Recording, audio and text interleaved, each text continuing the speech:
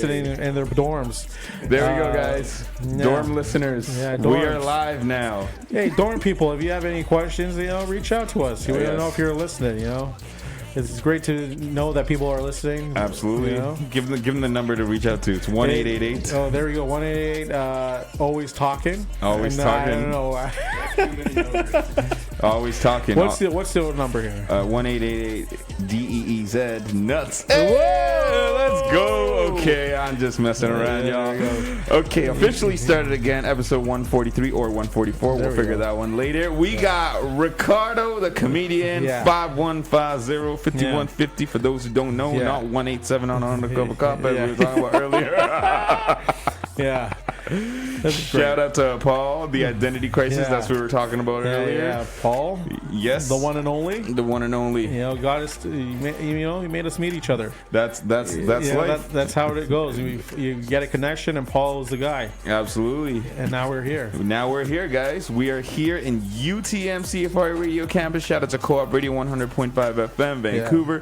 And gosh damn, we are interviewing a comedian, which is fucking great because that's what life's all about. If you can't laugh at life, man, then go and what are you doing? You know what is actually crazy is I called my show Comedy is Life. That's what you called your show? Yeah, one of my shows is called Comedy is Life because it's based off. As first, it was just off that Ted Lasso. The soccer one. Yeah. And so it was like football is life, but I say comedy is life because comedy and life. That's what it's all about. That's what it is. So I had to move a couple of mics out the way. So I feel like I was looking through a couple of metal spokes and junk. That's all right. Yeah, it's like you have a fucking plant here or something. It's great. Between two firms, between four mics. Yeah, that's not great. To be confused with the hit show Between Four Dykes. I'm just joking. It's a show, guys. I'm just messing around. No worries. It's all good. Shout out to the comments. I'm gonna go on my Twitch so I can see it a little bit better. I feel like it's my only. The only buddy is David Phil. Shout out David Phil out in Vancouver. Shout out to that guy. He cut his own hair recently. Shout out to him. Wow. He's a bull? He did. He said Rennie has a big chicken. Fuck. Okay, I guess I shouldn't have read that out loud. I can hear the feedback on this. That's great. There we go. Okay. All right, guys, let's get right into it. We did get right into it, and everybody everywhere, how we all doing there? Ricardo, what's good, man? How was your weekend? It's been an interesting weekend. I will tell you, Ravi. Okay. I had a couple shows lined up this past weekend. And unfortunately, one got canceled and one I got bumped. But it's all right. It's all good, because you gotta keep going, dude. You just gotta keep, freaking going with this comedy's game. Yeah. It's like it has its ups and downs, and I'm not gonna lie, there's a lot of ups and then downs right now. So I'm really happy about that. That's great. Yeah. If I had more downs, I'd be like, you know what? Maybe I shouldn't be doing this interview already. I should be, on top of a bridge or something, But this has been great. Comedy, just it's brought me so much joy, buddy. I'm not fucking gonna lie. love that. Yeah. How about you? How long have you been doing this radio gig for? Shit, man. It has been about so since 2020 is when I started at UTM, and then before that, about 3 years before that. So probably about 6 to 7 years now. Holy cow. Yeah, it's a cow, all right? Cowabunga. Shout out to Winners. Got the Bart Simpson going on there. $16. Yeah. You got that at Winners? I got that at Winners, man. Holy fuck. I didn't know either. I heard it was a cool spot to shop at. One of our buddies, Poe, we did an interview with them a couple months ago. He's still asking me for the interview footage, and I'm a procrastinator. So it's coming soon. It's all right. It's all good, man. Yeah, slow roll, man. That's why 6-7 years, and I still don't got no YouTube videos. Shout out everybody. Actually, I got YouTube videos, but just haven't uploaded them. Yeah, haven't uploaded them. The quality of Twitch is great sometimes, but when you rip it off the internet, it does not come out as good. And then since Mr. Paul over here has been filming, we got a lot better video quality, so that's where we're at. So it's really cool, and it's cool to have you as a comedian here because I feel like some of the coolest shows that you watch online is made up of comedians and stuff. Yeah. And that's just the coolest shit in the world. So who do you like to watch? Oh goddamn, fuck. Joe Rogan, Kill Tony, Dave Chappelle, Theo Von's fucking hilarious, Bobby Lee's fucking jokes. All I guess sad to say the mainstream guys, but I like to dive into the old school things. Like I like to watch like just old footage of those guys that used to kill back in the day or whatever. Drawing a blank on all those names. It's alright, buddy. But I don't know because I used to be like a very comedy nerd. Like I loved comedy so much, but it's hard for me to watch somebody else's stand up now. So it's a little weird. But like when I was like really like just beginning, I was watching like I want to go see Don Rickles. Don Rickles, okay. Yeah, if you don't know who Don Rickles is, I know people in the dorm room probably don't know. Yeah, this guy insulted every race. You think of Russell Peters. Yeah, this guy was on a different level. You know? Okay. Yeah, this guy made fun of like Muhammad Ali and. No way. Yeah, this guy made fun of like a lot of people, and when he came to town, I had to go see him. Oh shit! Yeah, okay. I know, which I did. He didn't come to Mississauga. He was like at the casino. Niagara or Toronto? No, Casino Niagara. Oh, Fallsview Casino. Sorry. Yeah. So he was there, and I'm like, I have to see this guy, and I saw that, and I started laughing my ass off when he started roasting people in the front row. I'm like, this is unbelievable, and he made it look so effortless. And he made it effortless because he's been doing it for so long. Amazing. But it was unbelievable, man. Yeah. Don Rickles, not to be confused with Don Cherry, right? Yeah. Okay. So almost same generation, though. I will say that. Oh yeah. Okay, yeah. Don Cherry's pretty fucking old, right? I mean, sorry, dorm people, but he's pretty. Yeah, he is pretty old. I don't even know if the people in the dorm rooms know who Don Cherry is. You think you know?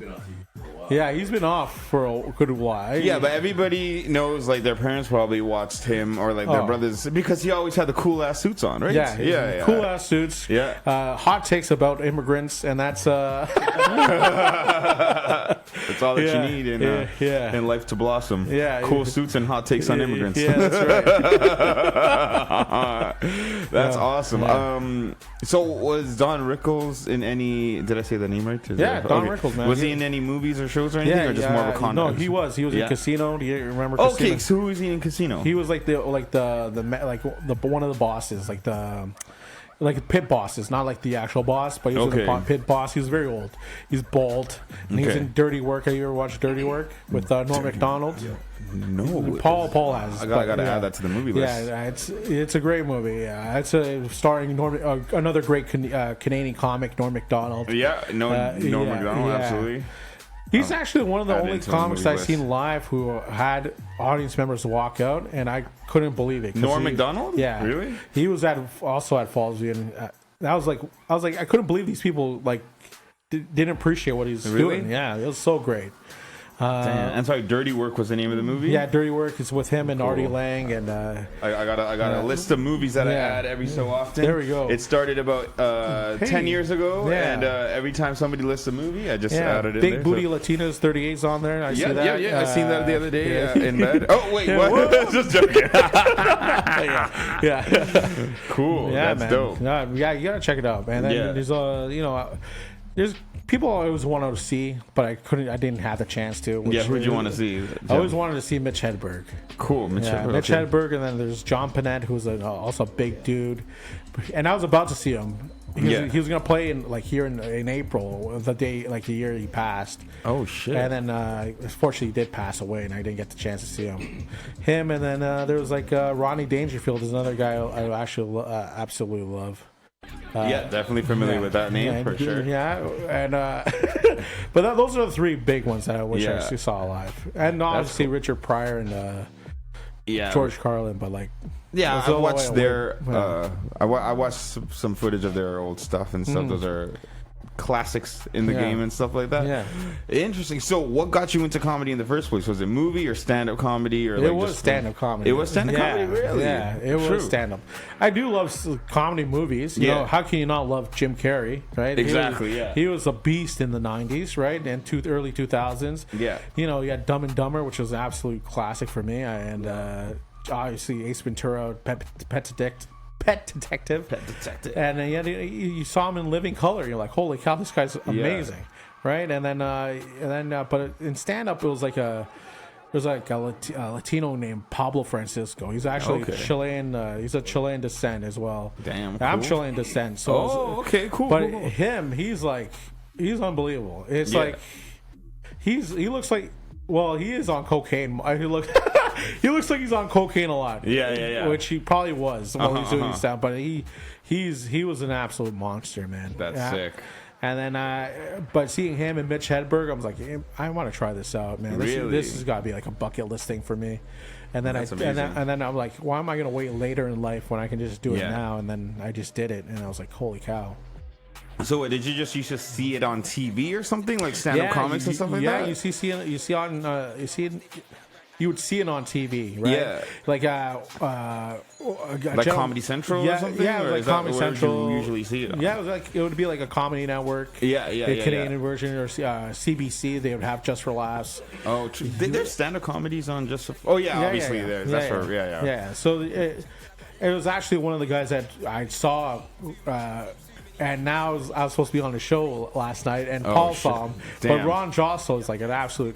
He was great. And when I saw him perform on Club 54, I'm like, holy fuck, that guy's amazing. Damn. And cool.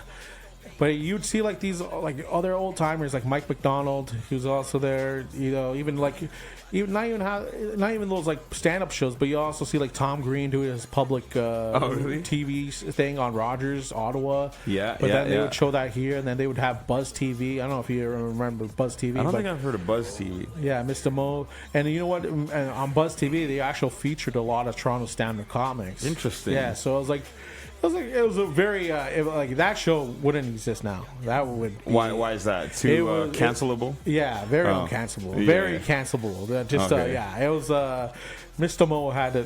You know what? Never mind. No. Because I feel like the cancelable culture is back now. Nobody gives a shit anymore. No, I don't think everyone cares now because COVID, like.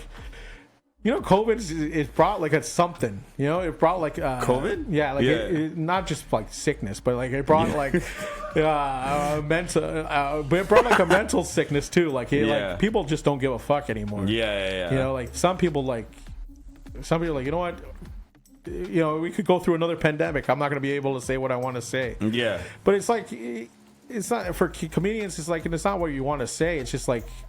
You just gotta be funny, you know. Yeah. Like some of these guys, they do say it, but it's like they're just saying because it's like the truth. It's like it's shocking. It's that and what they really believe. It's not like it's not like you're being funny about it. It's just like, hey, this is just you know. I feel like 80-90% is that, and then they throw that one little punchline at the end, and then they just get the big roar. But most of it is just people listening to what's shocking, like you said. Yeah. Which is crazy. And now there's like.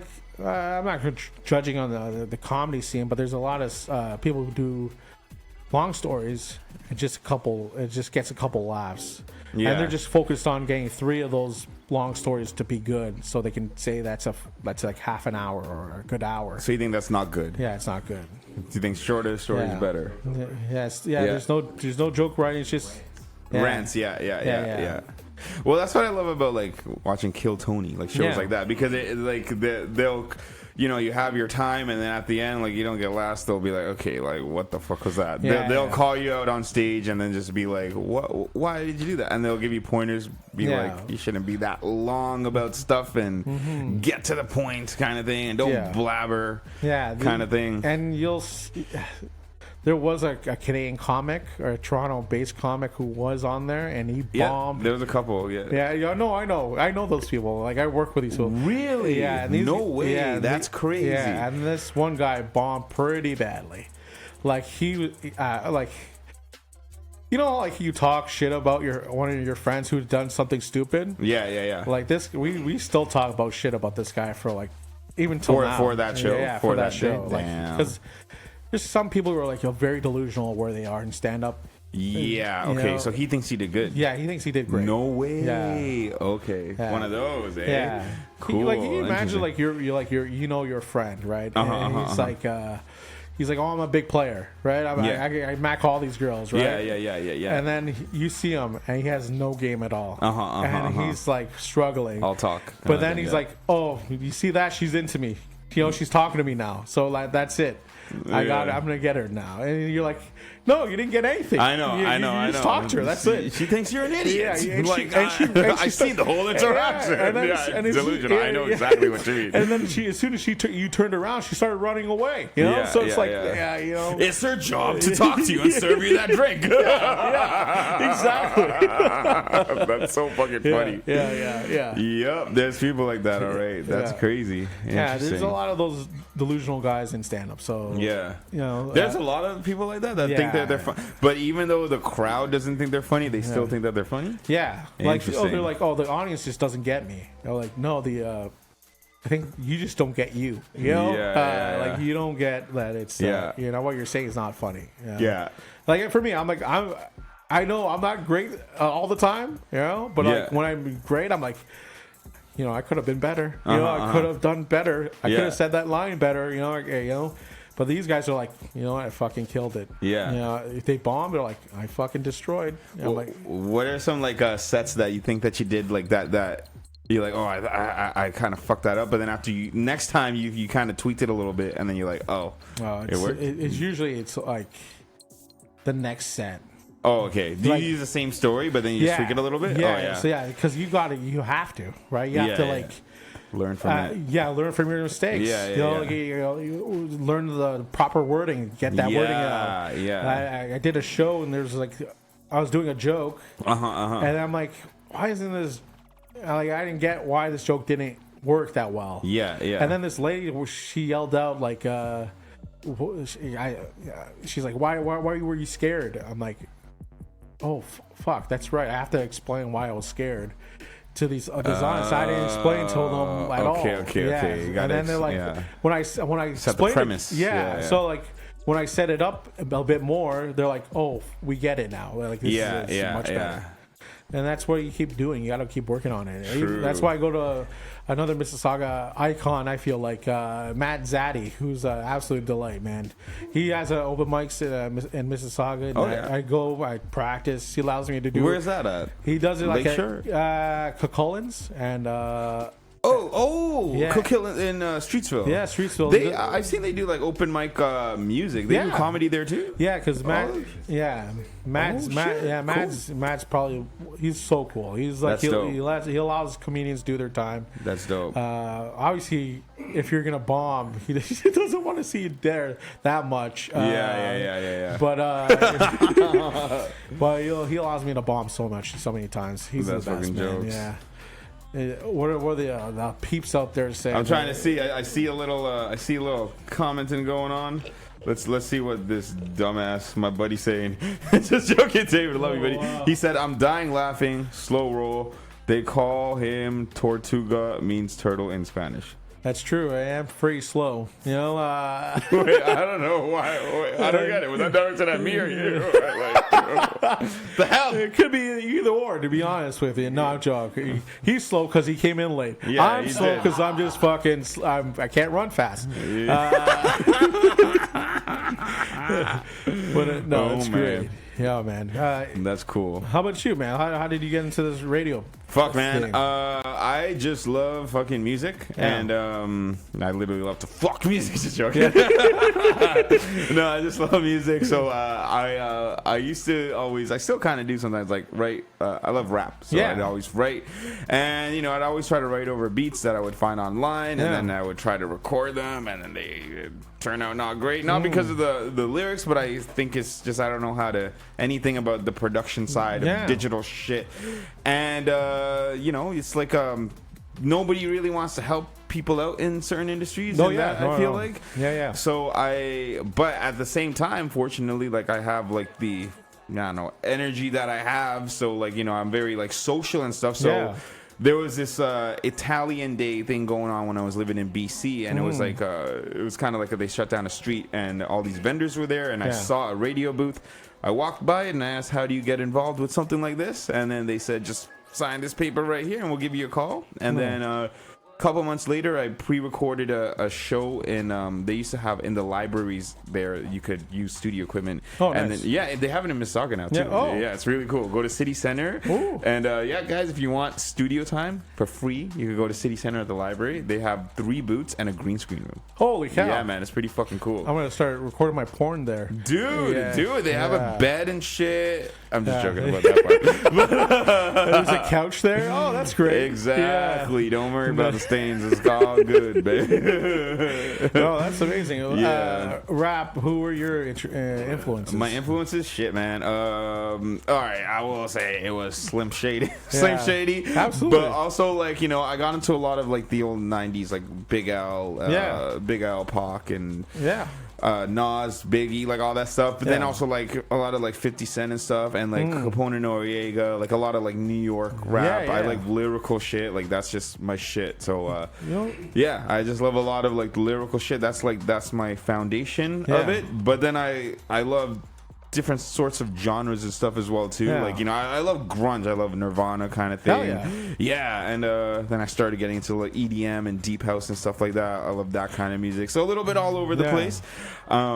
Is that just you? Like, do you have brothers and sisters? I actually am the oldest. I'm the oldest out of all. Yeah, I'm the oldest. So like I have 3 siblings. One is 5 years younger than me. The other one's 10 years younger than me. Wow. I have 25 cousins on my dad's side. Holy cow! Yeah, and I some think be fucking, huh? Yeah. Shout out grandma, grandma. Sorry about that. Yo, you know what it is? I think back in the third world country days, I mean, we're acting like it's not there anyway. It's there. We just live in Canada. But I feel like the more kids you have, the more help you have with the farm and shit like that. So like back then, I feel like, you know, it's normal to have like 8 children and stuff like that. So like that's like what my mom and dad, and my dad's side too, especially because most of them live in Canada. But I was one of the first people born in Canada. And because of that, I kind of like made my own way. Like I had to learn my own shit in school and all that stuff, and then like got into like hip hop and music and stuff. And you know, because of that, it was just like a huge part of my life kind of thing. So that's just what music was to me, and that's why I love like lyrics and all this shit because like, you know, hip hop is kind of for the outsiders kind of thing. So it was just like a cool thing. If you're pissed off at your parents or you're getting bullied at school, you can throw headphones on and then you're the fucking man. So that's all that it was. Were you listening to Limp Bizkit too? I was listening to Limp Bizkit too. Break stuff. Break your face tonight. I was listening to My Way. It's just one of those days. Yeah, My Way was good too. Yeah, WrestleMania 19, right?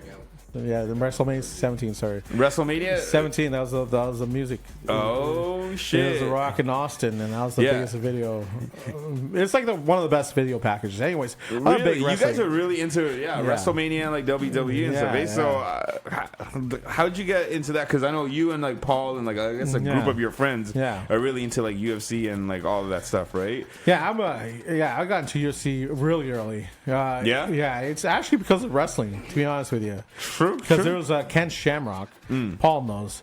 We should get Paul on there here. Yeah, too. Paul. Pull up a seat, man. Well, Ken Shamrock was there back in the day, like in '96 or '97. Yeah. And then he had like a nice little feud with Tito Ortiz. Tito Ortiz. Yeah, Tito Ortiz. And then they had a nice little feud there in the UFC, and that really got me into the UFC because they had that wrestling, like persona. Like one guy's a piece of shit, and the other guy's like just trying to be the good guy. And then they sold that on the UFC, and then they fucking blew up. Wait, they sold that to the UFC? The fight. It's like a WWE WrestleMania. No, it was like a. So Ken Shamrock was in the UFC, then he went to the WWE, WWF at the time, and then he went back. But to the UFC. Yeah, UFC, and during that time, he had a feud or a fight with Tito Ortiz. Okay. And I was like, I guess following the career of Ken Shamrock, so I saw that fight. I'm like, holy cow, because they had like a good guy versus bad guy, which is what you have in pro wrestling. Yeah. And they were talking shit, and this was like, and I love people who talk shit. Like I love like, that's why I love wrestling, is when they are the best shit talkers. Yeah, you know? yeah. They can really, some wrestlers can really inspire you, like Dusty Rhodes, and there's some guys who can really make you upset, like Ric Flair.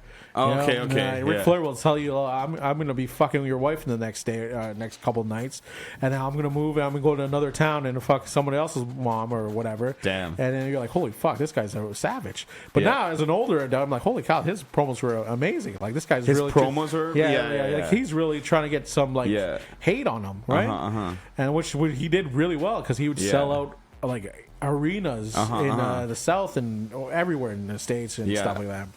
But anyways, big personality. And people till this day still talk about Ric Flair drip or like Stone Cold Steve Austin. There's a Hulk handful Hogan. of names that everybody still knows till this day and stuff. Yeah, if you say eat your vitamins and say your prayers, people are like, Hulk Hogan? You know? Oh, is that what you say? He said that? Oh, damn. Yeah, they love, like, they're so... Wrestling's so inside, inside of the pulp culture right now. It's unbelievable. Yeah. You know, The Rock. You know, exactly. You call somebody a jabroni, you're like, holy cow, is that from The Rock? Yeah, jabroni. Jabroni. Jabroni? That's what he said? Yeah, he used to call people that jabronis, like you're like an idiot. Yeah. So you'd call that, and he's such a PG-13 disser, eh? Yeah, he was. Damn jabroni. Well, recently he's been very rated R, to be honest with you. Oh, yeah? He's been throwing some F-bombs on the program a couple times. That's great, yeah. But back to the UFC, that's how I got into the UFC, is watching those guys fight, and then I'd see like Tito versus Chuck, and then Chuck versus Randy, and then they got the big fight with the Ultimate Fighter, the following WWE. Oh, okay. Like the Ultimate Fighter, the only reason, well, I'm not gonna say the only reason they got that success, but one of the big, like a good reason why they got that push is because Vince McMahon allowed them to follow WWE Raw, which is like huge at the time. And then UFC followed them with the Ultimate Fighter Season 1. People saw that Ultimate Fighter 1 finale, and people became addicted to it, man. That Forrest Griffin versus Stephen Bonner was, an absolute classic. Damn. People still talk about that fight to this day. It's like Dana White says it's like the fight that made the UFC almost, you know? Interesting. Yeah, because they got so many people and so many fans after that fight. So when did UFC... Ultimate Fighter and UFC, same thing, right? Yeah. When did that first kind of like break into the market? Because WWE and WrestleMania, I remember growing up, that's just what everybody was watching, my uncle's family and stuff. And that was around for a long time. But then when did UFC kind of first make its appearance around? UFC was mid-90s? Early 90s. Early 90s? Early 90s. But it was like no rules. You know? Oh, shit, okay. People were punching each other in the balls. Oh, shit. Yeah, there was a lot of... no weight classes. So, no weight classes. So a sumo guy could fight like, That's crazy. Yeah, it was crazy. Okay. It was very violent, to be honest with you. It just wasn't as like staged as WWE. That was the biggest difference, right? Yeah, okay. Interesting. That's crazy. That's what the problem with the commissions were. They're like, you guys can't be doing this. Like, so they would try to shut down some of these events. Okay. And then eventually the original owners like decided, you know what, we're gonna lose money. We're gonna sell this, and then they sold it for like I think $5 million or something like that, Paul. And then they sold it, and now it's like worth over $10 billion. So the original owners, you know who they would have sold it to? Oh, is it a diary? Oh, it's okay. They sold it to Dana White and the Fertitta brothers. The Fertitta brothers, they're the first people that they got sold to. Yeah, they sold it to those guys. Oh, okay. Dana White's like he saw it as like there's possibly some money here for sure, and he was good friends with the Fertitta brothers, so he's like, you know what, I think we should invest in this thing, and then they did. Wow, what's it like? How are they so involved? Like, what do they know about it? Are they like big martial arts guys or something? The Fertitta brothers and Dana White and stuff like that? Dana was like a big. He was like a trainer. He used to like box. He was like he would train people to box. True. Okay. And that was like another thing. Another little side story with Tito Ortiz and Chuck Liddell. Like he would coach these guys. And then he decided... Coach who? Like Tito and Chuck. Oh, shit. Okay, yeah, true. But, Dana White? Yeah, he did. What? Yeah, Dana White used to be like a boxing coach. Oh, shit. And, that's crazy. The Fertitta brothers are like... they had money. I think they were like with the casinos. Oh, and then And then after that, it's like Dana White. That's crazy. Yeah, I think he just decided with the Liddel because I think Tito was talking too much shit about him, and then Liddel pretty much fucked up Tito Ortiz. So, but Dana White is saying he would train both of these guys. Yeah. And then at one point they fought each other. Yeah, because Tito, I think Tito was like he was getting too big headed. Interesting. Yeah, Tito Ortiz was like he called himself the Huntington Beach bad boy. The Huntington Beach bad boy? Yeah, because he's from Huntington Beach, California. Yeah. True. So he would, yeah, it was, I don't know, does anyone really care out there? Well, I think that's cool because you're getting into the history Yeah. of it. Like, for somebody who doesn't, like, you know, I follow UFC a little bit and stuff, but for somebody who grew up knowing what WrestleMania and WWE is, and, like, just for everybody who knows what UFC is, just the history of it and how it kind of came to fruition is kind of fucking cool. Yeah, like, and that's how I started becoming a fan. That's amazing. Because it started mirroring a little bit of wrestling. Yeah, like they start having their own little characters. Again. Exactly. That's and then you'd see like guys like a Canadian guy named Carlos Newton, who's like from I think Newmarket. Oh shit! And he became like the welterweight champion of the world. Not many people know that. I don't that's think. crazy. Yeah. When was this? This was like before years ago, or no? This sorry. This is like early 2000s. Oh shit! Okay. Yeah, very early. How long? So UFC. Okay, so it started around early 90s. Yeah. 93, and then was it 300 was the other week, right? Is that so? Okay. Yeah. Damn. So like a couple months ago, or a month ago. So what they do like 10 fights a year? No, I don't know the math on that. It's like they do like I don't know, like 30 or 25 fights a year. Damn. But most of them are like fight nights now. Yeah. And like the pay-per-views are like 10, I think. They're like 10 a year. Damn. Yeah. Okay, but every single one, whether it's fight nights or pay-per-view, they're considered UFC events. 295, 296, and something No. Oh, no, they're not all counted? No. Like the UFC, there's like UFC Fight Night 24 and then UFC Fight Night 30 or whatever. Okay. And this UFC pay-per-views are just their own thing. So that the 300 one, that's the pay-per-view. Yeah, it's like Super Bowl, whatever. Yeah, like official kind of thing. Yeah. Damn. And the crazy thing is, too, WWE, all that stuff, they didn't have, people weren't winning money like that, right? Because it was staged to the most part. But, like, UFC, now you're fucking winning. Yeah. Well. Fucking money. Yeah. That's, yeah. They were gambling it in the beginning? There is now, yeah. What do you mean? Oh, like in general, like you could bet on this guy. Yeah. But in general, like I mean, like the fighters themselves, like one guy versus another guy. Yeah, the wrestlers know it's like they know the results, right? Yeah, exactly. So that doesn't work out, obviously. But the thing is, like they're salaried. They're only getting paid for whatever. Yeah. Or how many matches they wrestle a year. Yeah. For wrestling, they have to. It's. Like UFC, it's harder because it's like if you're in the you gotta be good. Yeah, you gotta be good. Like that's the thing. You gotta be really good. Yeah. Like you gotta be like, if you're like the champion, I think you're gaining like $1 million. Oh, true. Which is like very low compared to boxing. Like boxing, if you're like a champion in boxing, you're getting like 10 to 15 million. But what are what are the boxing events nowadays? Are there boxing because UFC? Because nowadays it's just UFC. Yeah, I feel like that's all you see. People go to watch UFC fights. Yeah. Like, I guess would you say that Mike Tyson one coming up is that UFC or boxing? That's boxing, but still that's like an exhibition. People consider that an exhibition, although it's they're gonna do a professional fight. Yeah. But no, there's a lot of if you're out there and you want to watch boxing, I think it's like the best time right now. Oh yeah, that's pretty cool. Yeah, because like the heavyweights, we just had Usyk versus Fury, which is it was a great fight, and they're like two of the best heavyweights. Yeah, Usyk was like a welterweight at one point. And then you have like Canelo Alvarez, who's been a dominant champion in multiple divisions now. Gervonta Davis, who just fought this past Saturday, looked like a freaking beast in the lighter rounds. It's just damn. Yeah, there's a lot of great boxings that's happening right now, and they're actually booking it pretty better than they'd have ever before. Really? Yeah, because like you would see you'd want to see Manny Pacquiao versus Floyd Mayweather. Yeah. And that took like 3 or 4 years. But now it's like if they can probably get it done within like a year.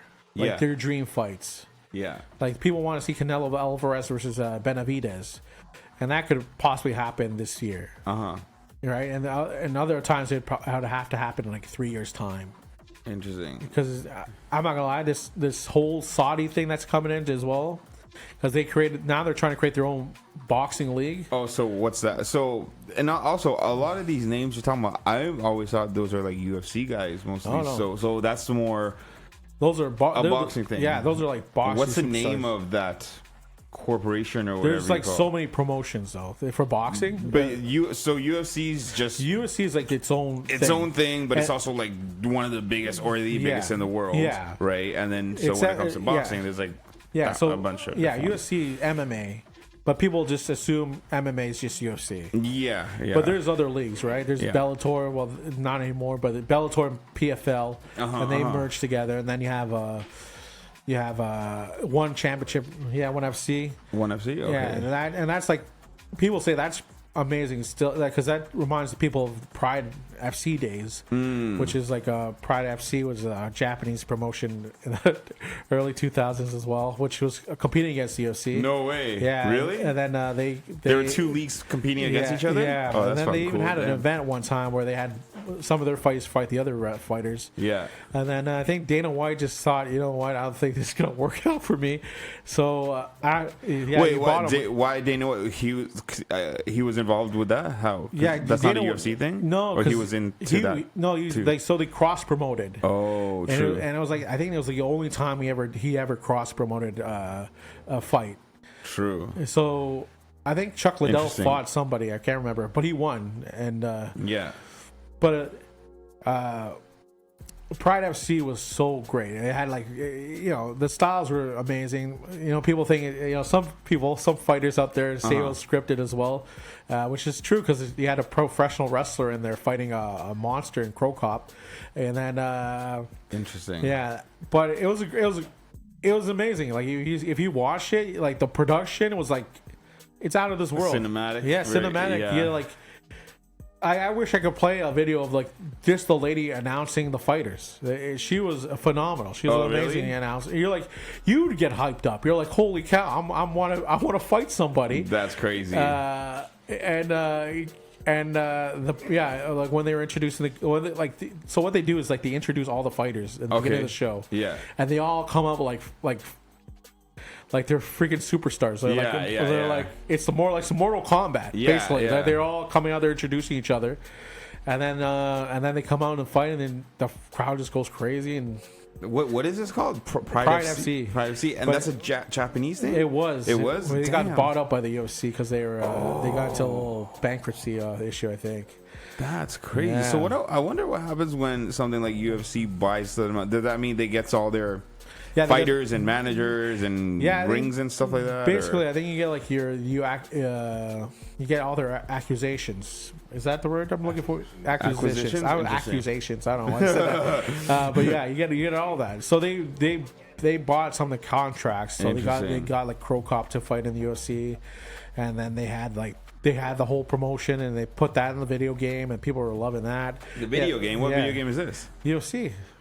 There's a UFC video game? There's been a few UFC video games. Oh, okay. I think I know what you're talking about. All right, that's pretty cool. Damn. Yeah. For all the fighter footage, streaming website, yeah. Okay, that makes a lot of sense. So, damn, man. Buying shit out, you just take all their content, eh? Yeah. Basically. Fuck. And that's what he did, man. He did. Dana White. Genius, eh? Yeah, it made it a worldwide thing by doing that. Interesting. Yeah. Because like you wonder how UFC blew up to something like that, and it's just being smart. And well, first of all, going from WWE and all that stuff to UFC, and then merging with a Japanese fighting thing or whatever, and now it's like even more global. It's like just taking other people's networks. Oh yeah, that's fucking crazy. You know what is weird is that's what WWE did. Oh yeah, Vince McMahon. Vince McMahon would buy other promotions. Okay, and then he finally bought I think he bought up all of them. Yeah. Except I think NWA or something like that. NWA? Yeah. What do you mean? Actual NWA? Yeah, the National Wrestling Alliance. Oh, okay. Oh, that's crazy. Yeah. No way. Yeah, that's fucking crazy. Yeah, they were a good 30 years before them. That's crazy. I did Well, not actually, know that. more than for 30 years. It's probably longer than that. Like 100 old. Yeah, yeah, yeah. What? Yeah, it's old. Sure, there was Okay, interesting. there was a lawsuit. NWA. That's crazy. Yeah. Wow. Damn, interesting. But pro wrestling is, like I said, it's in culture, man. Even I think Nirvana sued WCW, or Dave Grohl tried to sue WCW because they used yeah. Tiger Cat, they pretty much stole the same way that it played the Spirit. Okay. And they worked completely. Yeah. But they didn't get away with it. No. They didn't sue. They couldn't sue. Yeah, they couldn't sue. Who was trying to sue who? No, Nirvana was trying to sue. WCW. Oh, Yeah. because they made a song or something, like for a theme song. Yeah, or tried so to? it's like a theme song for the wrestler. Yeah, Damn. Yeah. So it didn't go through. no.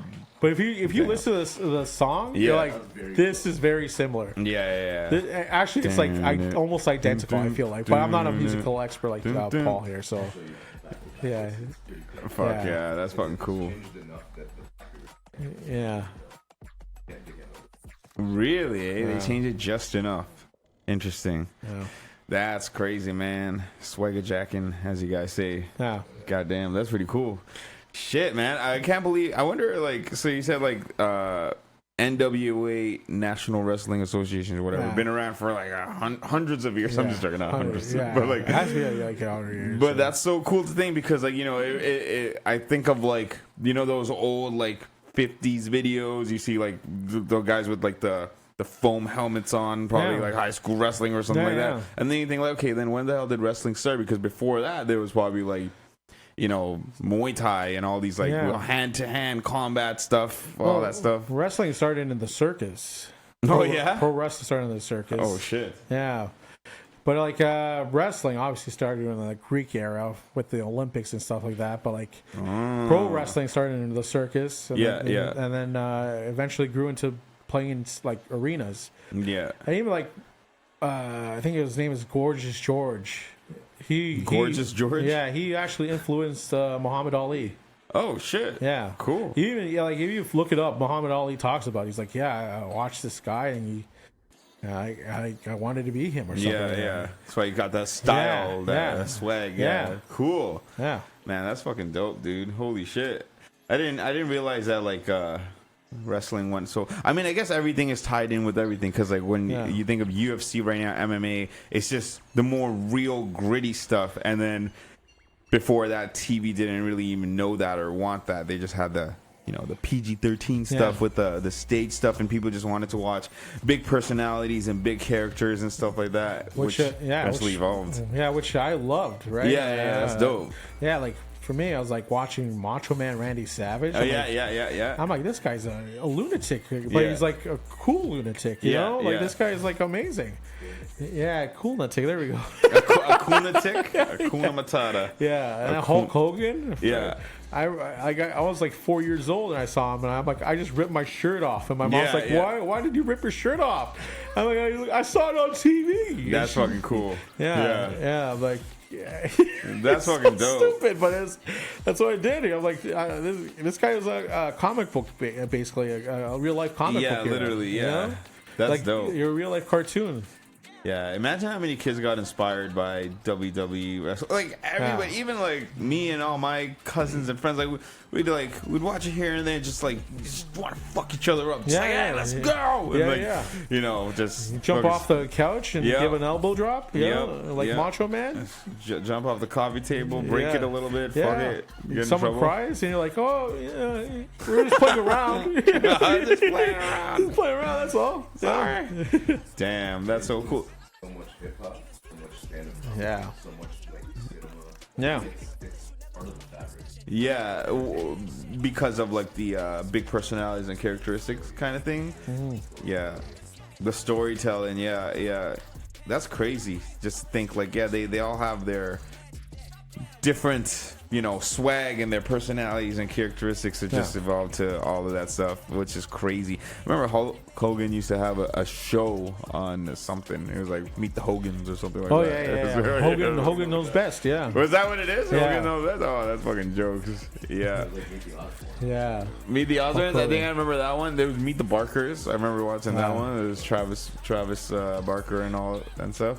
Yeah, man, fucking. But there's always a dark side of wrestling, though. Oh yeah, what's that? Oh yeah, and there's an actual drugs show, and all the shit. There's an actual show called Dark Side of the Ring.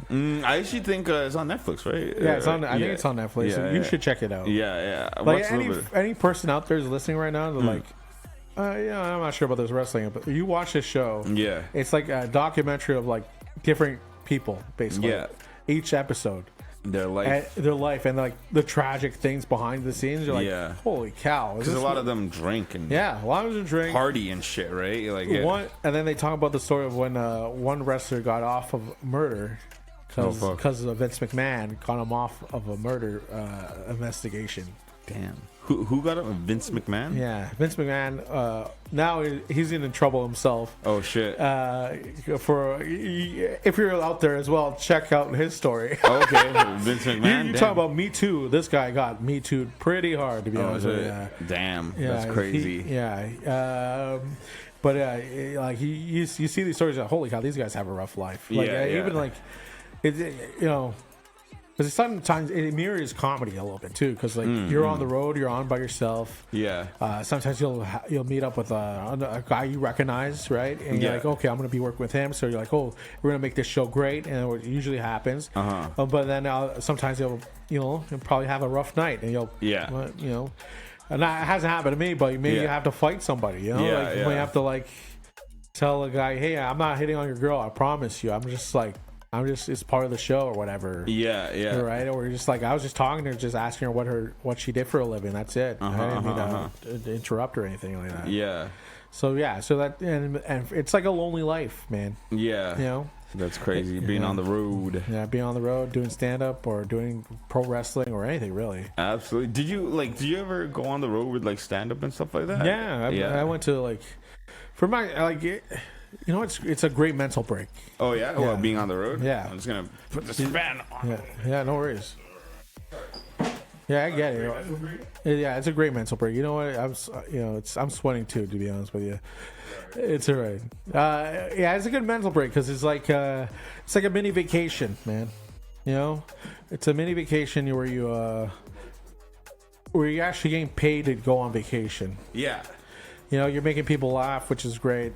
You get good feedback from the audience, and it just makes you happy because you took half an hour or whatever how long you did your set for. What? Nothing. It's never mind. It's just like a lot going on. Is that right? There's a lot going on right now. I'm like a fucking we're trying to get dog comfortable with a squirrel here, but it's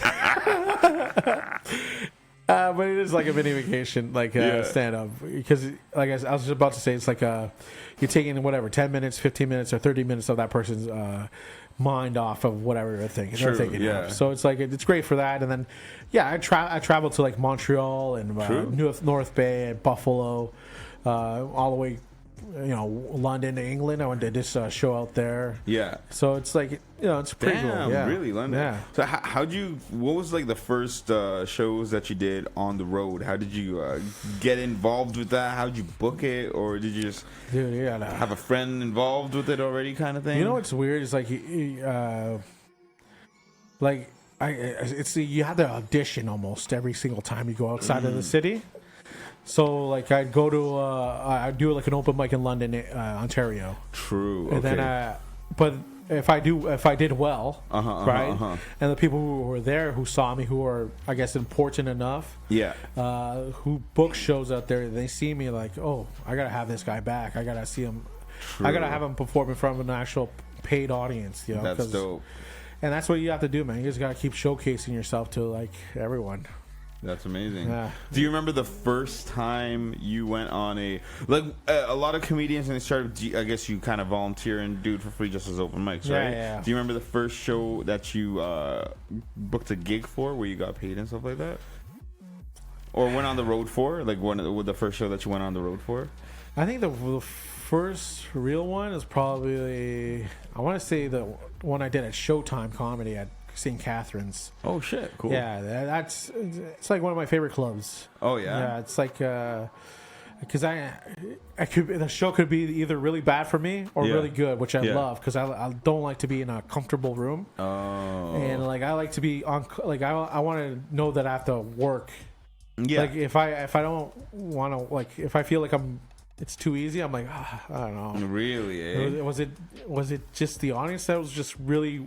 I know they wanted to see comedy, but were they that interested in comedy? Because like in St. Catherine's, like sometimes people don't even want to see comedy. Which really? Yeah, but they're at a comedy club. Yeah, they're on the comedy club because they do like they do like party stuff. Like they do like bridal showers or stuff like that, or like someone's getting married. So imagine someone's getting married at a bridal shower and then you just come up there with a mic. Yeah. You guys you said I do. Come on. yeah.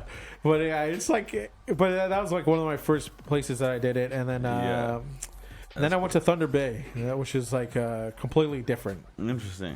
Because that was like one of the first places where I booked. Yeah. And I had to book my whole hotel and stuff like that, and perform out there, which was, and then I had to hustle, like I had to sell merch. Yeah. Oh shit. Yeah, because I realized I'm not gonna make a lot of money out of this gig, but I gotta make some money. Yeah. So I'm like, I'll make some merch, and I always heard Gabriel Iglesias. He was like, he's a big wrestling fan. He's huge in the merch game. And the only reason he got huge in the merch game because he saw what pro wrestling was doing. So he did that, and that's how he made tons of money. Interesting. And then I was like, you know what? I should do that. I'll sell some shirts. And then that's what I did, man. What type of merch did he do? Like that was so big. He did like everything. Like you think you just think about it. It's like he had a lot of shirts for sure. He had like, I think he had coffee mugs and stuff like that, and he had like stickers and everything you can imagine. Just with his name or the name of the show or something? Fluffy. That's his nickname. Oh yeah. No, I know who he is. But I forgot that's his name, right? Yeah, Fluffy. Yeah, that's sick. And that's another thing. He made that little Fluffy, whatever. Smart. Yeah. That's his brand name. So now everything that's on that. Yeah. Like anything you can sell is with Fluffy. That's dope. And you know that's him. So you're like, smart. Yeah. I saw him like a few years. No, like it's probably 7 years ago. Yeah. And he was doing like a Just for Last Road thing with him and Dom Herrera and Godfrey. That's dope. And I took a photo with him. I'm like, this guy's another hero of mine. This guy's unbelievable. It doesn't hurt that he's a big Latino like myself, but he was like absolutely killing it. That's dope. His freaking specials were hilarious. Yeah. And then we have the janitor coming in soon. So the janitor? They're cool. They're chill. I hear it's called custodial arts. Oh, I'm just joking. Yeah. You ever watch Half Baked? Yeah. I'm a master of custodial arts. Zappa Dappa. You ever watch that? It's so great. He's like, because he has this candy bar and it's like a licorice thing. He's like, Zappa, you never let me down. And then like in the very beginning, the doctor walks up to him. He's just a janitor mopping the floor. He's like, janitor. He's like, yes, doctor. He's like, can you go get these prescriptions from the second floor for me? And he's like, sure. Do you mind mopping all this shit up while I go get it? And he goes upstairs. Fuck yeah. That's one of my. That's like how I really. You know what? Because I'm such a hip hop head, it transfers into comedy for me, and that's why like I love comedy so much because hip hop is like kind of like speak the revolutionary truth and shit like that, kind of like fight the power with music, and then when that kind of stopped in hip hop a little bit, because it's still there, but like it used to be like that a lot. But then when that kind of started simmering down, comedy started being like that a lot. And Dave Chappelle was one of those guys that really like basically spit bars in his sets and stuff like that. And he was like speaking for the people, but made it fucking funny. So that's why I think that's why I took a huge liking to comedy a lot. I got into liking comedy late, but I used to like watching a lot of comedy shows. Like that 70s show was one of my favorite shows growing up. Yeah, and The War at Home is another one with that guy Michael what's that guy's name? He's in like big basketball guy. Like he loves basketball. He's Michael Rappaport. Yes, that guy. Gotcha. Yeah. He had it was only like 2 seasons or something, but that was a really funny show. Do you still like that 70s show? I still like it. Like regardless, like I just love it. That's like what's up? With Danny Matheson. Yeah, I just like the show. Okay, like it's just like it was always my comfort show. Like why? Like sometimes it's just this fucking show. It's like no, I know that. It's just one of the actresses. You know. Yeah. Well. Yeah. Well. And not only that, it's like some of the other actors supported this guy. They wrote letters for him. Yeah. Except one. The main guy, Topher, right? Topher? No, yeah, Topher. He didn't write anything. He's like, I'll stay away from this garbage. Yeah, I know. But, like, honestly, like, what are you going to... I get it and stuff, but, like... The art is still there. Like for me, like growing up, like every day after like high school, like grade 9 or whatever, like we would like chill. We would all blaze up, like about 15 of us. Yeah, that was a blazing. Thing. Right. And then after Not like me though, I don't do drugs. Yeah, me neither. Yeah. I'm just joking. I mean, I really don't actually. I don't know why I said that, but I just smoke a little bit of weed. They're like, fuck off. Even UFC, but everybody smokes a little bit. But what I'm trying to say is like I would get home from school at 3:30 p.m. That 70 show be on, and I would laugh my fucking head off. Oh yeah, it was like that show that it's just so it's comedic genius. It's just great. They just set up so much jokes in such a funny way. Like you know they stick with their characters. Like Kelso Ashton Kutcher or whatever. He's just like the dumb guy or whatever, and like Fez is like the foreign guy. Like it's just, and they stick to the characters. Like there was an episode where they did a dine and dash. And they try to get their friends back, so they're like, "Here, I made these brownies for you." And then there was laxatives in the brownies, and then they all like shit. And then after like Ashton Kutcher comes out and is like, "Oh, you guys got me so good." And he picks up a brownie again and starts eating it. It's just a funny show. There's just so much going on in that show. But yeah, that shit is it's just funny. It's funny. That's great.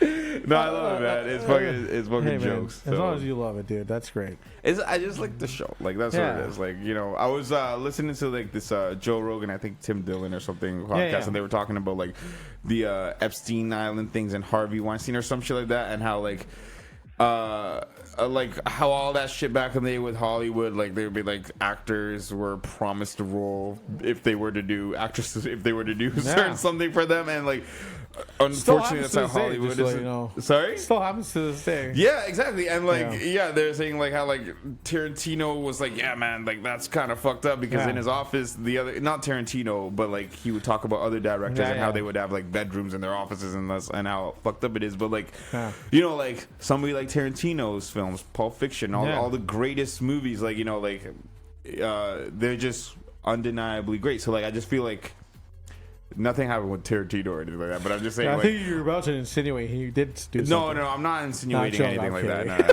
Tarantino is one of my favorite actors, not actors, directors in the world. He did act though. He did. Well, he always puts himself in fucking shows too, which is cool. Just Till Dawn, he was in that. Yeah. And then he was in Planet Terror. And he was in Pulp Fiction too. Yeah. You guys remember Planet Terror? I don't remember Planet Terror. It was with Robert Rodriguez directing, and he was like a zombie, Quentin Tarantino. Shit. Yeah, he was like, it was pretty good. It's really? Yeah. I'd say. Yeah, it's a cult following. Yeah, it's a grindhouse thing. It's a grindhouse thing. So what is it called again? Planet Terror. Planet Terror. Interesting. And then Tarantino made his own movie, so they did it back to back, which was called Death Proof. Oh, I love Death Proof. I've seen Death Proof. That's fucking cool as fuck. Yeah. The car and stuff, and Kurt Russell. 3 girls. Kurt Russell. Yeah. Yeah, Tarantino's a fucking genius. He knows how to like really write a story, and he'll put like 3 stories together. and he'll somehow intertwine each one of them together. Like, really fucking cool. Yeah. Whoa. Is Here, that your boy's running. Hey, stop talking about Epstein Island here.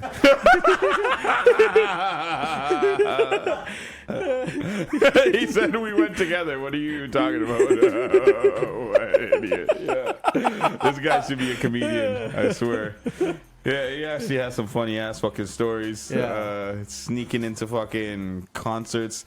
My buddy told me about him sneaking into a 21 Savage concert one time, and he just like he walked into the building and he was walking towards the elevator, and they was like, "Hey, you can't go there." He's like, "Okay," and then he just goes to the press close on the elevator and goes upstairs. That's like, but yeah, I don't have the balls to do that at all. I can never do that. It's like I sneak into somewhere.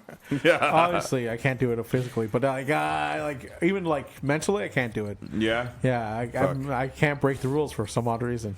Damn. Well, yeah. I don't know. Sometimes some people hop over fences and get into clothes. It's just like you shouldn't break the rules. But I don't know. If I do, I would have to commit 100% to it. Like I would have to you know what? Fuck it. If I'm gonna go for it. Because when I do hesitate, that's when you get caught. Then you get caught. Yep. Yeah. That's the way it be sometimes, folks. Don't be hopping over fences if you don't know how to run. You hear that? And not get caught. You hear that, dorm people? Yeah, dormers. Are the dorms still alive right now? I don't think they even know. Are they just fucking while we're talking? Damn, I don't think there's that kind of university. Sorry, my bad. No, it's fine. It's just like UTM. The thing about UTM is like a lot of people that go here because they live in Mississauga already. Yeah. So or actually, I don't know. Yeah, so I don't feel like there's a lot of people that live in the dorms here. I'm a little worried. My nephew's probably going to come here.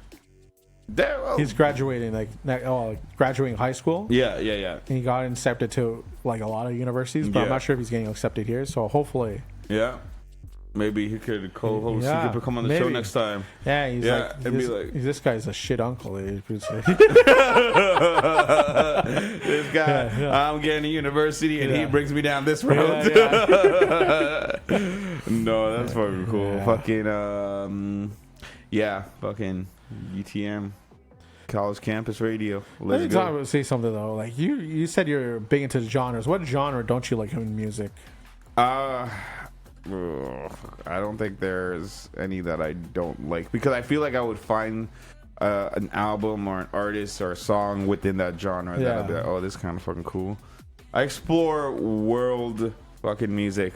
Like my homies that used to do a show here, they're called Raw Radio, and they used to do like they would find records, like they played the Filipino national anthem one time, and I was like, oh, this sounds pretty fucking cool. Like, they just explore like random genres and stuff like that. Raw Radio. Yeah, Raw Radio. So wait, no, we didn't talk about this because you said Karam, the other comedian. Ariel. Yeah, Ariel. That's him. Yeah, that's Ariel. Yeah. Great guy, dude. Yeah. Ariel's cool. Ariel and shout out to Ariel. I don't know where he is right now, but shout out Ariel. Yeah. He still does a show.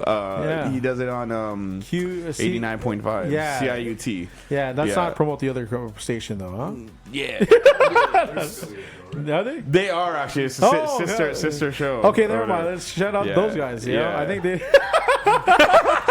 are they I think they're Friday nights. They're Friday nights. I think it's 8 o'clock. I might be wrong, but they're Friday nights. They're on 89.5 FM, which is really cool. They started here 12 years ago. Ariel and our buddy Sean Jackson.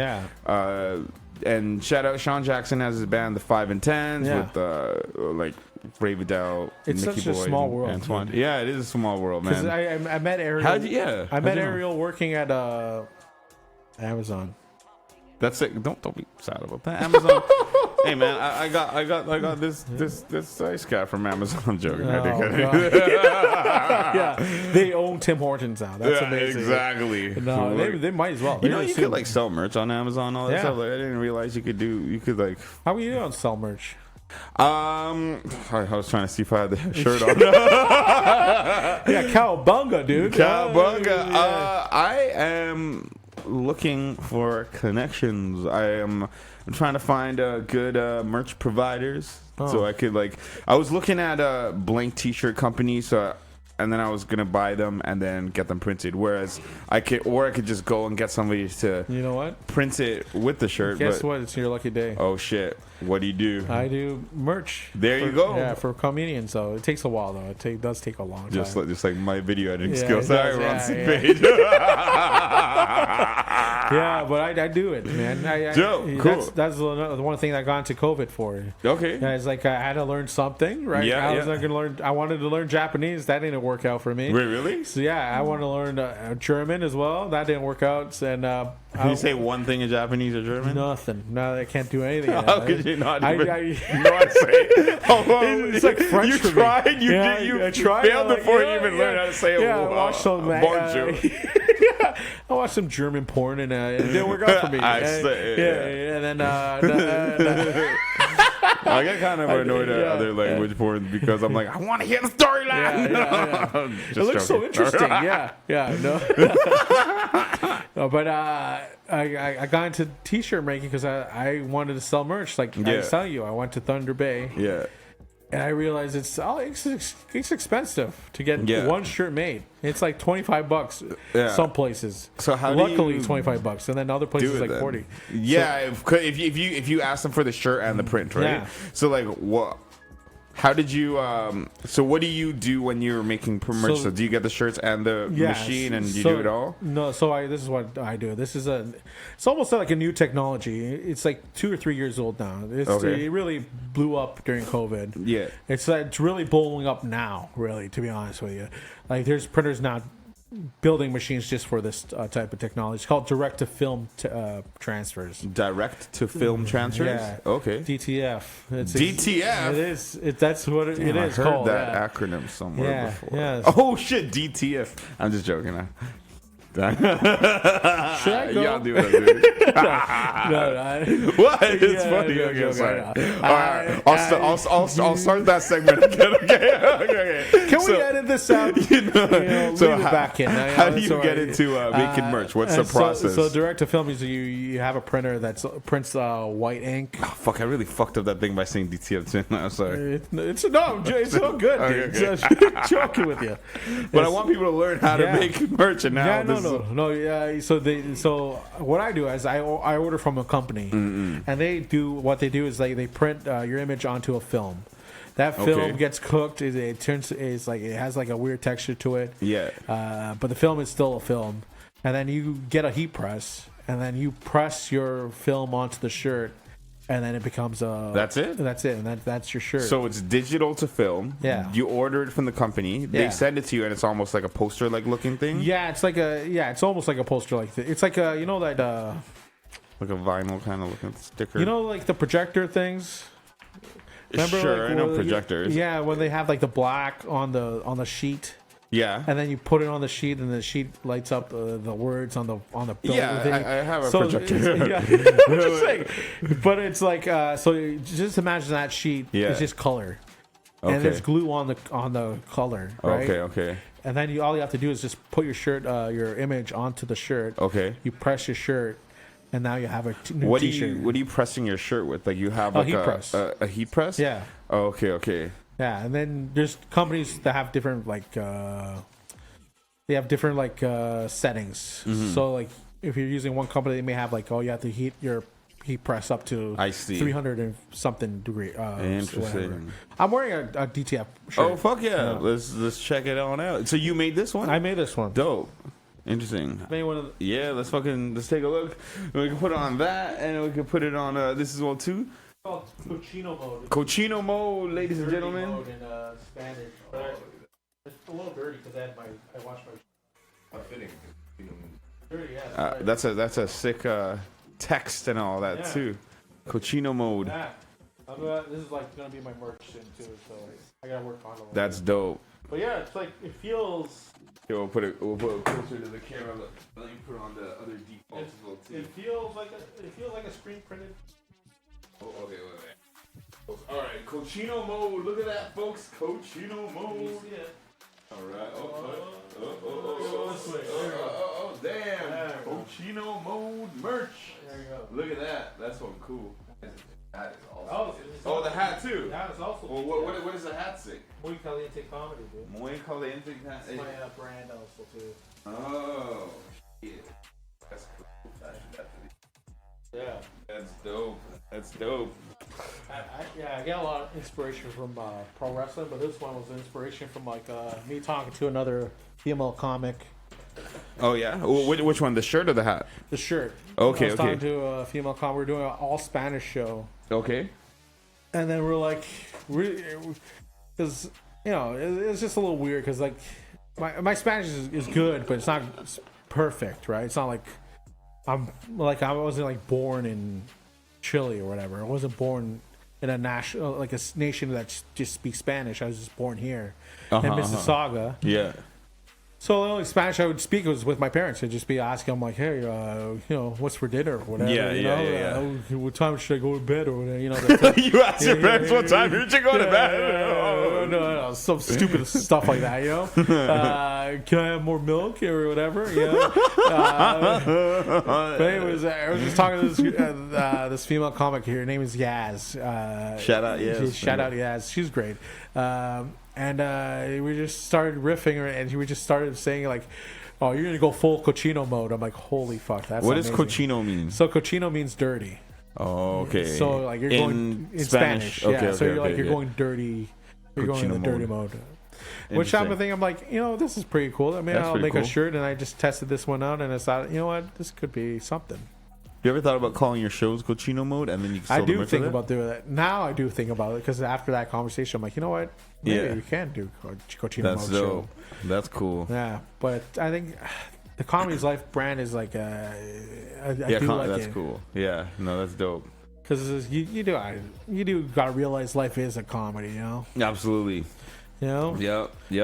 Some of the happiest moments in almost anybody's life is things you're laughing about, right? So that's comedy. Even like the bad stuff, you're like, holy fuck, I can't believe I went through that. Yeah. You laugh about it later. Yeah. That's life. Yeah. This comedy is life. Right? Hashtag Paul? Absolutely. Yeah. So when you got that person, you got one print of that when you ordered it? No, I made multiple. You can make multiple. You can make it until like 3 meters by 22 inches. But like when you order it off the company, you're just ordering one specific size, right? No, I make it whatever size I wanted it to be. Okay. And fitting what they can print on. So they can print on to 22 and a half inches by whatever, like 3 meters. Right? Whatever long the sheet is you want. Okay. Or you can do it small. You can do like a small size. You just want like a little patch. Right? Yeah. You can do that as well. Yeah. I do that, but I do like a gang sheet, which is I'm not in a gang, but it's just it's just that 30. It's just that 22 inch by 36 inches like a piece of film, and then I just cut out the pieces, and then I just press it where like this size, or I can press a smaller size, or like my hats, whatever. Yeah, and then I just do that, and then I sell that. And now I'm trying to do that for comedians because I know how difficult it is for comics. Yeah. So. But yeah, it's like $12 a shirt. I charge these guys. So you order like that size sheet thing, and does blank shirts? But also like, does it depend the color and the ink?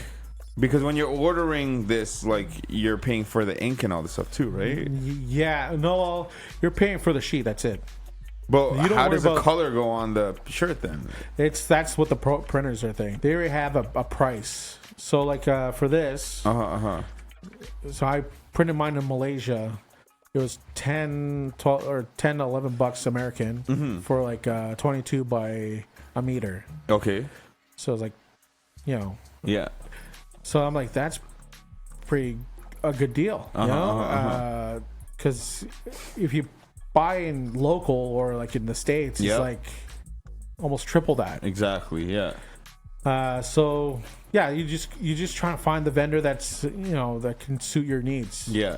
But the most important thing is just I learned is like you just gotta start doing it. Yeah. You can't just like just think about doing it. Yeah, for sure. So and then you have a heat press of your own. So so did you do a lot of shopping around before you got got the heat press? Like, No, you have it at home? Or Yeah, I have it at home. You know what I did? I went to Facebook Marketplace and I Oh. bought my heat press there. Okay. Because I did try screen printing, but screen printing was hell. What is screen printing? So screen printing is like something like what you have almost on your shirt right now, but I think that's actually some sublimation actually because it's white. Yeah, okay. But it's like screen printing is like this. Okay. You can do like one color. If you go to like a print shop or actual print shop, they'll do one color, and it's like $65 setup fee or $85 setup fee just to do that one color, one press. And then they'll charge you whatever for the shirts. But they want like a minimum of like 15 or 20 shirts. Yeah, that's the problem with a lot of those places. Yeah. With this, you just minimum is like whatever you want it to be. Yeah. Interesting. But then you just have to pay the shipping fees and like the American currency exchange or whatever. Yeah. So what did it cost like for a heat press like that? $100? A couple $100? Yeah, a couple $100. Yeah. Like for mine was like 150 from both on Facebook Marketplace. Yeah. So I just bought it from this lady who said her idea was stolen. Her idea was stolen? Yeah, from so her she friend. just She's like gave up on it and didn't want to come with another idea? Yeah. Damn. So I'm like, oh, that sucks. I guess you don't want to try. Yeah, I know that too, right? Yeah, like, that's pretty wild. So I bought it that off sucks her, for her man. too, man. Yeah, I bought it off her, and then I just started pressing at home. Imagine you just tried to convince her to not give up. I was about to. Like, you know what, Miss? I think you should give it another try. Yeah. Give it another go. You know? Yeah. You shouldn't just be so down on yourself. So what? Well, that's one idea. I mean, you know how many ideas are out there? Millions. Oh man, I wish you asked what the idea was. I know I should have. Oh, that would have been great. What if it's like some famous ass brand that we all know? Then I'd probably feel a bit discouraged. She's like, I thought about Nike. I created a Lululemon logo. Fuck. All right, I get it. Yeah. No, I think it was probably something minor. That's crazy, man. Cool. So, and then you got to go ahead and buy the clothing. Right? So, I was looking at a bunch of sites. Blanktshirt.com. Yeah. All these sites. But it's all American currency mostly. You just got to, or I think it's Canadian, but it's just the shipping fees are like $15. But the shirts are like $3 or $4. So you just have to make it worth your while and buy a bundle kind of thing. Or you're going to go to Michael's. Michael's are like $4. Oh, really? But it's also the shirt quality. You know what I mean? Yeah, that depends on what shirt you want. Yeah, like the weird thing that I found is, so I work at a bar, and sometimes beer vendors would come and just drop shirts off. And for some weird reason, like Steam Whistle, for example, had really comfortable shirts you could sleep in, just like beer shirts, like and when you find a comfortable shirt, you're just like, fuck, like I could live in the shirt. Yeah. So that's another big thing too. Is like you want a comfortable ass shirt. It could be like a Gildan soft style shirt that they probably gave you. True. I don't remember what it was. I should look into that though. But so there's Gildan, and then there's ATC or something like that. Those are some of the bigger names. Yeah, and then there's obviously like Nike, all the big brand names. But Gildan, I feel like, is like the best for like bang for your buck, and you're just starting out. This is like the shirt to get to folks. That's dope. Because the people they won't complain that much when they have a decent quality shirt kind of thing. Like Gildan, it'll shrink on you though. I will say that. Yeah. Like the sweaters will shrink on you. Yeah. But, you gotta watch out for those things. Yeah. And so, what about the quality of when you do the digital to film thing, and when the ink goes on it? What about like the washing and drying and stuff? Does it fade or anything? Is there that issues? was the big issue back in the day. Okay. It's a lot better now. Like it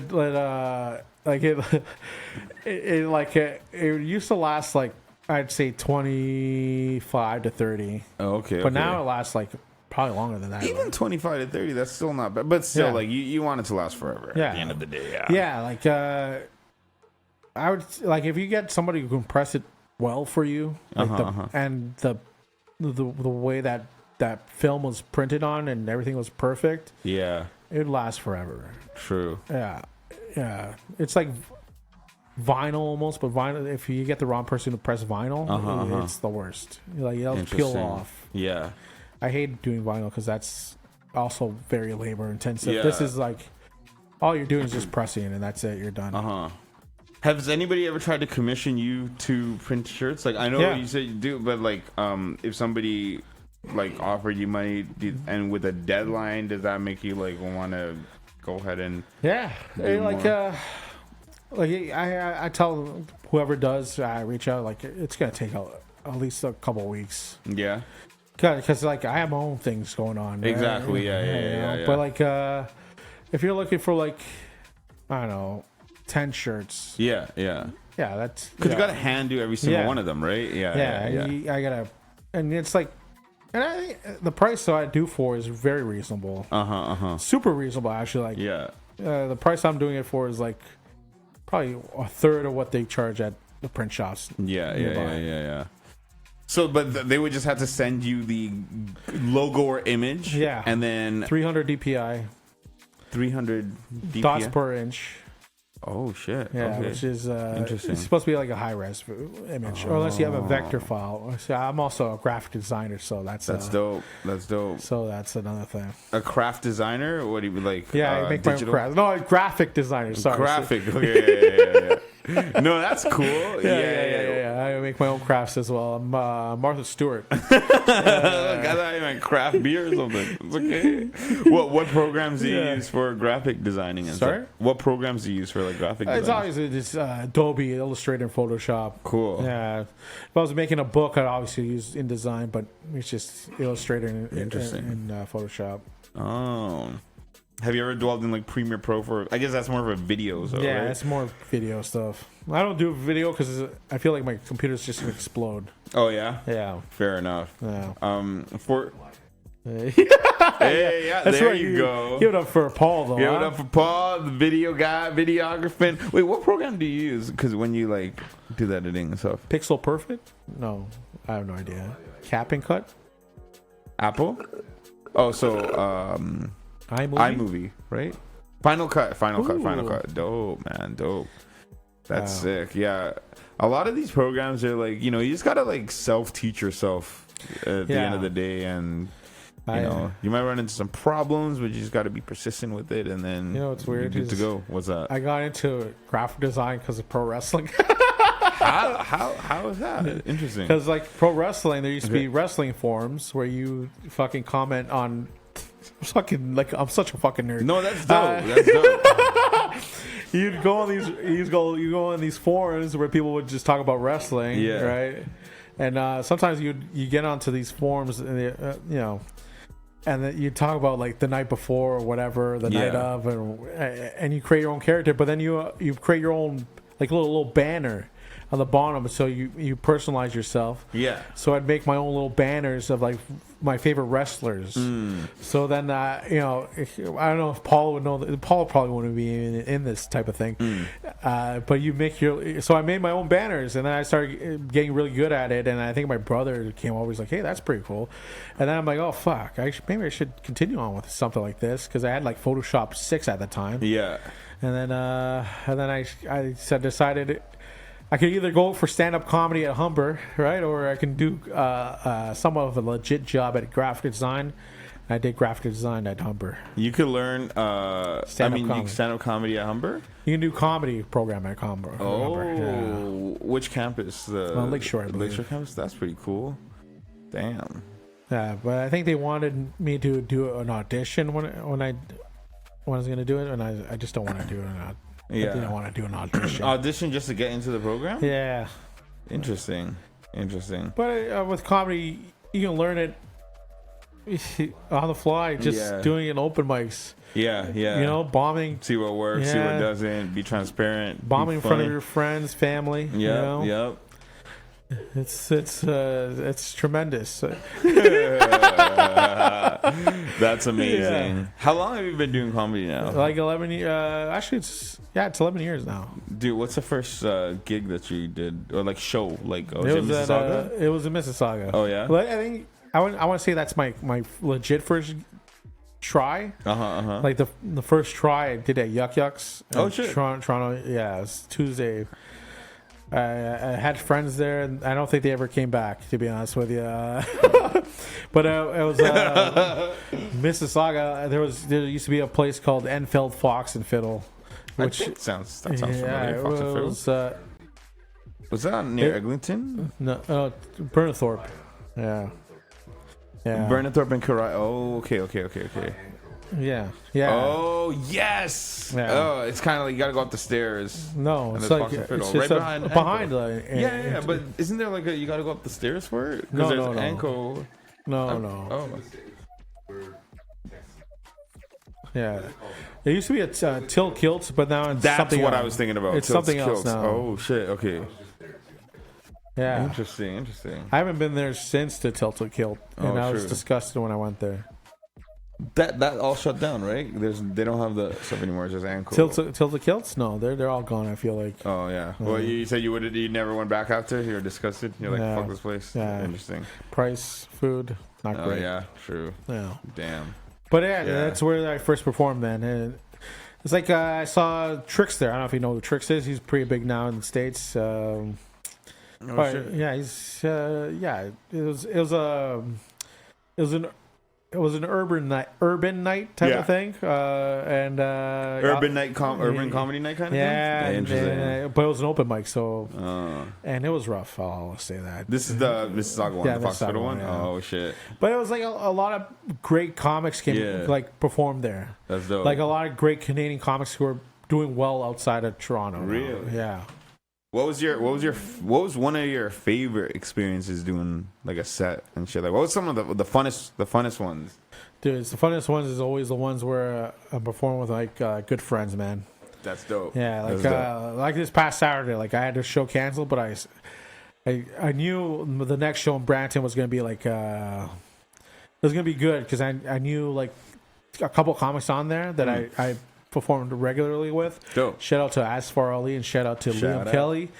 But those two, like I laugh almost Yeah. every single time I talk to those guys. So like in comedy, you got to find some really good people, and those Yeah. are some really good people. And there's also a lot of shitty people, but most of those people are really Yeah. good. They kind of bring the comedy out of you too, right? Yeah. like the energy Yeah. transfer. Like, even like my set was okay. I'll be honest, but like outside, I was like destroying with these guys. yeah. Yeah, and and then you meet like really good people. You meet these guys, and like these guys are like the funniest guys outside of That's dope. everywhere. Like you imagine all your best friends are just the funniest people in school. Yeah. That's what That kind of vibe. that's my friends. That's dope, man. That's fucking dope. What kind of comedy clubs? Where do they do their sets around and stuff? So Mostly? they Asper does like SoCap, so the social capital in Toronto, and he does comedy bar. I do. And he does the Matt Easy open mics and the Mad Easy open mics. Matt Zakovich. Right? Okay. Hopefully I said his name right. Yeah. I'm looking at Paul just to get confirmation. Paul. Yeah. There you go. Oh, Matt okay. Zakovich. That's what you mentioned it before. Yeah, Okay, yeah. okay. That's dope. That's cool. Damn. Fuck yeah. But like, hey, yeah. I mean, That's assuming amazing. in your industry too, though, right? It's like. Yeah. You probably still know some DJs. You're like, holy, have you listen to this track? Like, isn't this the greatest shit you ever heard? And you're like, holy fuck, this is the greatest shit I ever heard. It's pretty crazy because like the only like DJs, like I have my friend like DJ Denise, shout out to her. Paul met her before. She's out in Vancouver. Hell yeah. And that's like the only like one of the only other DJs that I know because like this like kind of started as like a radio show ish kind of like where I would just like play music, but I never really like played music in front of a crowd or anything. Yeah. It was just like I didn't even know what the hell I was doing. I just like, literally just like I had a few friends that were artists, and I would just like cram 1 hour filled with their songs, and then eventually those few friends ended up being like 100 different local musicians that I just like mix and match all of their music together.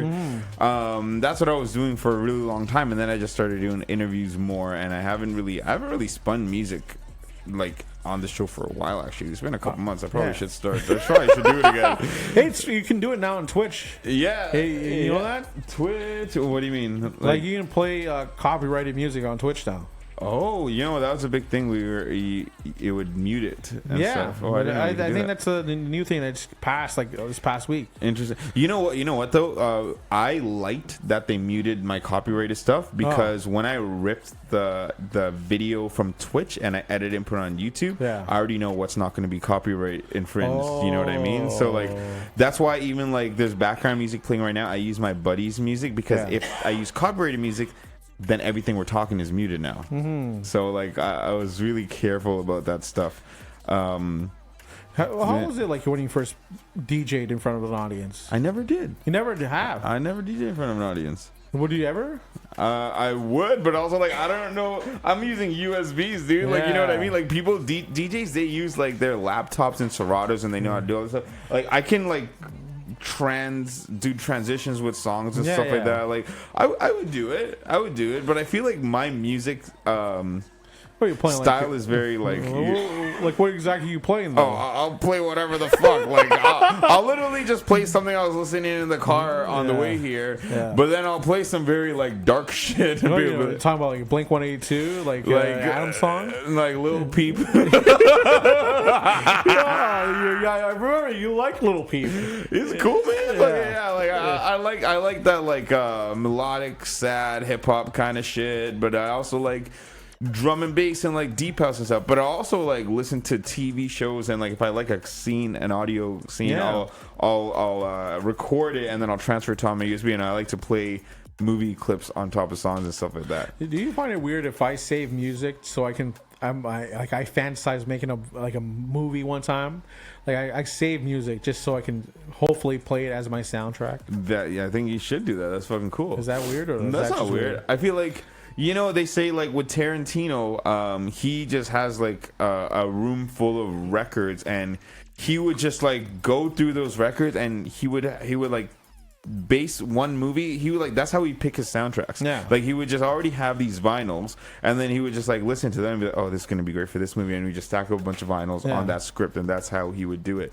Because like soundtracks are what makes the movies. Oh yeah. At the end of the day, like what's the name? Hans Zimmer? Oh yeah, Hans Zimmer. Yeah. Hans man. I don't want to fuck his name up. And Hans Zimmerman? Yeah, I think so. Like he's got like great soundtracks. Like I love soundtracks to movies, man. Like a lot of times I'm listening to a show or watching a show or a movie or whatever, and then I'll like oh, what the fuck is this song? This is fucking cool as hell. What movie is like the best soundtrack for you? Honestly, I'll say mine after. If I was to say like one altogether, it would probably be Pulp Fiction for me. Oh yeah, because they got a lot of stuff. But I watched like you guys remember The Outsiders? Like we used to have to read that book before, and you read that too? Yeah. Oh crap. Yo, so I was in BC working at a Costco, and this one lady that I met, she was part of the protest to keep The Outsiders in the school rotation because they were trying to like ban Judy Blume books or something and The Outsiders, and they're like, nah man, freedom of speech. Let these kids learn about violence. Some gang violence. Literally. It's teenage gang violence, really. Basically, it's the greasers versus the socials. Holy cow, you remember, right? Yeah, I love that movie. I don't remember that at all. But I'm a movie. I love movies. I feel like even like Dazed and Confused. Like I love those like whole 80s, 70s, 90s era movies that just. I'm gonna put you on the spot here. What's I'm that? Put Paul as well on the spot. All right, let's go. Your top 5 movies. Ooh. I'm gonna rotate them, but if I'm checking off the top of my head, I'm gonna go ahead and say Pulp Fiction, Menace to Society, Dazed and Confused, Half Baked because it's comedic, and then I don't want to say 8 Mile, but that is one of the first movies that ever got me into hip hop. But I'm not gonna throw that in there because like you can if you want, man. No, it's not. It's cool, but I don't want to throw it in there. I don't want to say it, but don't be a sissy here. I'm not being a sissy, man. Just if that's your favorite movie, that's your favorite movie. Don't let me judge you. Pulp Fiction. What did I say? Pulp Fiction, Menace to Society, Dazed and Confused, Half Baked. And I'm going to try to think of a 5th one here. It's hard to think of a 5th one. Paul? There we go. It's easy for you. Yeah. Is this mic on there? There we go. Here we go, Paul. Is it working? Wait, no, go again. Go. There you Check. go. Hey, 1, 2. This was really easy. Oh, all right, okay. Favorite top 5. 2 of them came out the same year. Holy cow. The Matrix and Fight Club. Whoa. Cool. Yeah, I love Fight Club. That's a great movie. They were actually both offered to Brad Pitt. Brad Pitt only ended up taking one. Yeah. Can you imagine if he did The Matrix as well? It would have been crazy, man. Yeah, that would have been different. It wouldn't have been the same. Crazy. Yeah. Then I've got like trilogies and series that fall into this category. Right. The Pink Panther movies from this. That's interesting. I gotta listen to that. I watched that. That's pretty cool. I say either the Panther movies or The Party. I don't know if you've ever seen that. Same guy. No, what the fuck is the Yeah, part? this is from the 60s, 70s. Like I like old film. Yeah. And then I'm gonna go with The Prestige. I don't know if you've seen that. The Party. The Prestige. Oh, I think The so. Prestige was done by Chris Nolan. Oh Okay. yeah. Yeah, that's a classic. And man, how do I not? I'm trying not to pick Marvel stuff because Okay. some of that You Marvel can, stuff. man. Don't worry. Yeah, okay, then maybe Deadpool. Whoa. The first Deadpool. Okay. First yeah, Deadpool. Yeah, I do love interesting. that. Yeah. Interesting. But there's a lot. Like I have Interesting spectrum of I have like a choices. top 20, but Yeah. whatever. Keep Yeah. going. No, Let's no, do no. that. That's cool. That's Ah, that's fucking dope, Yeah. cool. dude. What about you? I got Interesting, yeah. Debbie Does Dallas, Nailing Palin. No, I got the good, the bad, and the ugly. classic. Oh yeah, see, I love Western movies Yeah. too, man. Fuck yeah. Yeah, so when you're talking about soundtracks, that's like a soundtrack. I'm like, Yeah. that's pretty Yeah. iconic for me. That's dope. I got Spider-Man 2, not with Tobey Maguire. Interesting. Okay, Spider-Man 2. Yeah, I got Saving Private Ryan, and number 3, 4, and 5. I got Dumb and Dumber. Nice. And number 5. Dang, that is tough. Yeah, I see, don't number know 5 why is a tough one. I can't even think of number 5 one. Number 5, yeah. Yeah. that's- Maybe a Kill Bill. Interesting. Yeah. Interesting. Kill Like, Bill's a good one. a Yeah. Tarantino movie. It has to be for real. Yeah. I've seen Inglourious Bastards so many times. sorry. Glorious Bastards is in my top. Yeah. Yeah. Yeah. Inglourious Bastards. That's Yeah. his. I think that's his Yeah. best movie. Yeah. Wow. Interesting. Like that Big first statement. scene. That first scene, he creates. There's no music in there. Yeah. It's all silence. Yeah. And the tension, you can cut it with a knife. Yeah. I gotta rewatch that And then movie. when he kills Hitler, just like blasting his face off. Spoiler alert. Oh yeah. Oh, sorry. Yeah, I remember. Yeah. My bad. It's 12 years Yo. old. You're fine. Yeah. Sorry, fucking Dorn crazy. people. My bad. It's okay, Dorn people. It's an ethical. But it's an absolutely great movie, man. Like everything in that movie is like, I feel like so well put together. Even when they introduced the bear Jew. yeah. Sorry that The bear Hey, chick. that's the character's name. name, not me saying that. But that when they introduced that Oh, I think I character, remember. Yeah. that was like fucking amazing too. Damn, I gotta rewatch Inglourious Bastards. You know what else is a great movie? I don't know if it's in top 5, but it's The Hateful Eight. That's a yeah. good one too. That's a Yeah, great good. movie. See, I love those like westernish or like old school, like just like The Hateful Eight's not really a westernish, but it kind of is. It's just built in made in the snow, and not a lot of westerns are based in the snow. Balto's one of my favorite movies, but it's a cartoon. I don't know why I remember ahead, the snow. dude. But Yeah. yeah, that's a good movie. 101 Dalmatians, that's a cool yeah. one. Not the cartoon, the other Obviously, the real one. I thought that was pretty cool. The Dark Knight with Dark Knight, yeah, sure, that's a fucking great movie. Groundhog Day. Groundhog Day. That's My all-time favorites. I've seen that one. Ghostbusters for me. Oh yeah, Yeah, cool. I love Ghostbusters, man. Soundtrack. Soundtrack. Ocean's 11. Whoa. Interesting. Okay. Oh, Interesting. All boy. done by David Holmes. Oh yeah. Yeah. One of the dopest. Okay, I think Blow would be one of the top one in the 5 for me because I have to really think about it. Blow. Oh, sorry. I was gonna say Casino or Goodfellas, but I like Casino more than Goodfellas. Yeah. Yeah. And so those like the very similar movies, Yeah. but I think I think I just like Casino more. Yeah. That's like what's his name? I need to rewatch a lot of these movies, man. What's his name? Joe Pesci is like such a savage in that. I do have a list. My list is just gonna keep getting longer. And How about the audience at home, the people at Twitch? What do you guys like? What's your favorite top what's your 5 favorite movie? movies? Top 5 favorite movies. Or Dorm people, if you want to jump on the Twitch stream. If you have Twitch, I know you're You twitching. can come knock on the door. You can knock, you come down here and knock on the door and say, "Hey, I like big booty Latinas, 34." Fuck yeah. It's also a classic of mine, to be honest with you. I don't think I've seen that one. That's a great movie. Yeah, Who directed this? yeah. Who's the director I of think this they should movie? get an award. Yeah. The soundtrack's amazing. Come on, Yeah, the sexy music in the background. Whoever did the mic work, yeah. The fluffy pillows and the fluffy mics just going around. Who's been town. fluffing up this place, huh? But Good no. old fluffy. comes full circle. Yeah. That's how it goes. And that's what you call a callback, bitch. Let's go. Just joking. No, that's good. Yeah, thanks. I tried. This is the future of radio. Just remember that. You know? You want to hear? Oh, I already told you what my stand-up comedy routine Oh, would be, God, and then you're yeah. like, no, don't do it. I don't know if So- you'll lose that. The more audience or listeners right now, if you do. But go ahead. There's 3 people or Go 4 ahead. people or 0. Does that say 4? 3, 2. Right? All right. What So are you talking about? That's guys, 20. That's 20 million people right there. 20 million guys. Growing up, you Yeah. know, I'd always wake up and Oh, no. I love cereal. Yeah. I eat Rice Krispies, Snap, Crackle, and Pop. Nowadays, the only thing that Snap, Crackle, and Pop is my niece. Just joking. It's a arthritis joke, guys. It's a fucking joke. Live a little. God.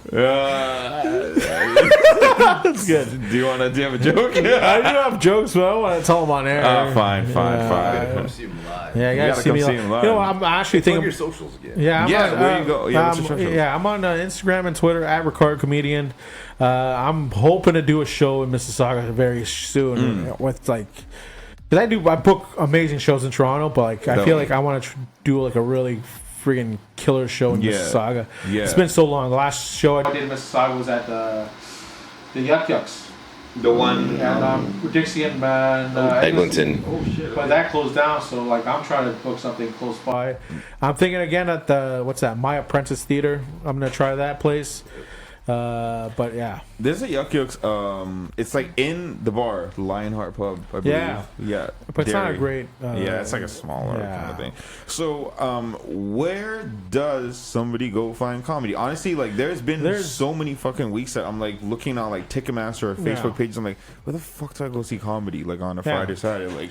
Yeah, well, there's a comedy bar. It's actually called Comedy Bar. Yeah. in Toronto. Yeah, I know. Okay. It's on Bloor in Toronto. Yeah. They have shows every day. Every day of the week. And then there's the Corner Comedy Club. The what? The corner. The Corner Comedy Club. Corner comedy. Okay. And that's just behind Yuck Yucks in Toronto. True. But I feel like that's like where the purest comedy is right now. The corner Yeah, comedy. the Corner Club? Comedy. It's like everyone's like, they're like, it's like a mix of all the big clubs basically, and That's and dope. they're just performing there. Obviously, some Yuck Yucks guys still can't perform there because it's a violation almost, I guess. Really? Well, why is that? Like, Yeah, that's kind of like it's very close. It's like they don't want you compete like performing. Competitors, Performing for the competitor, right?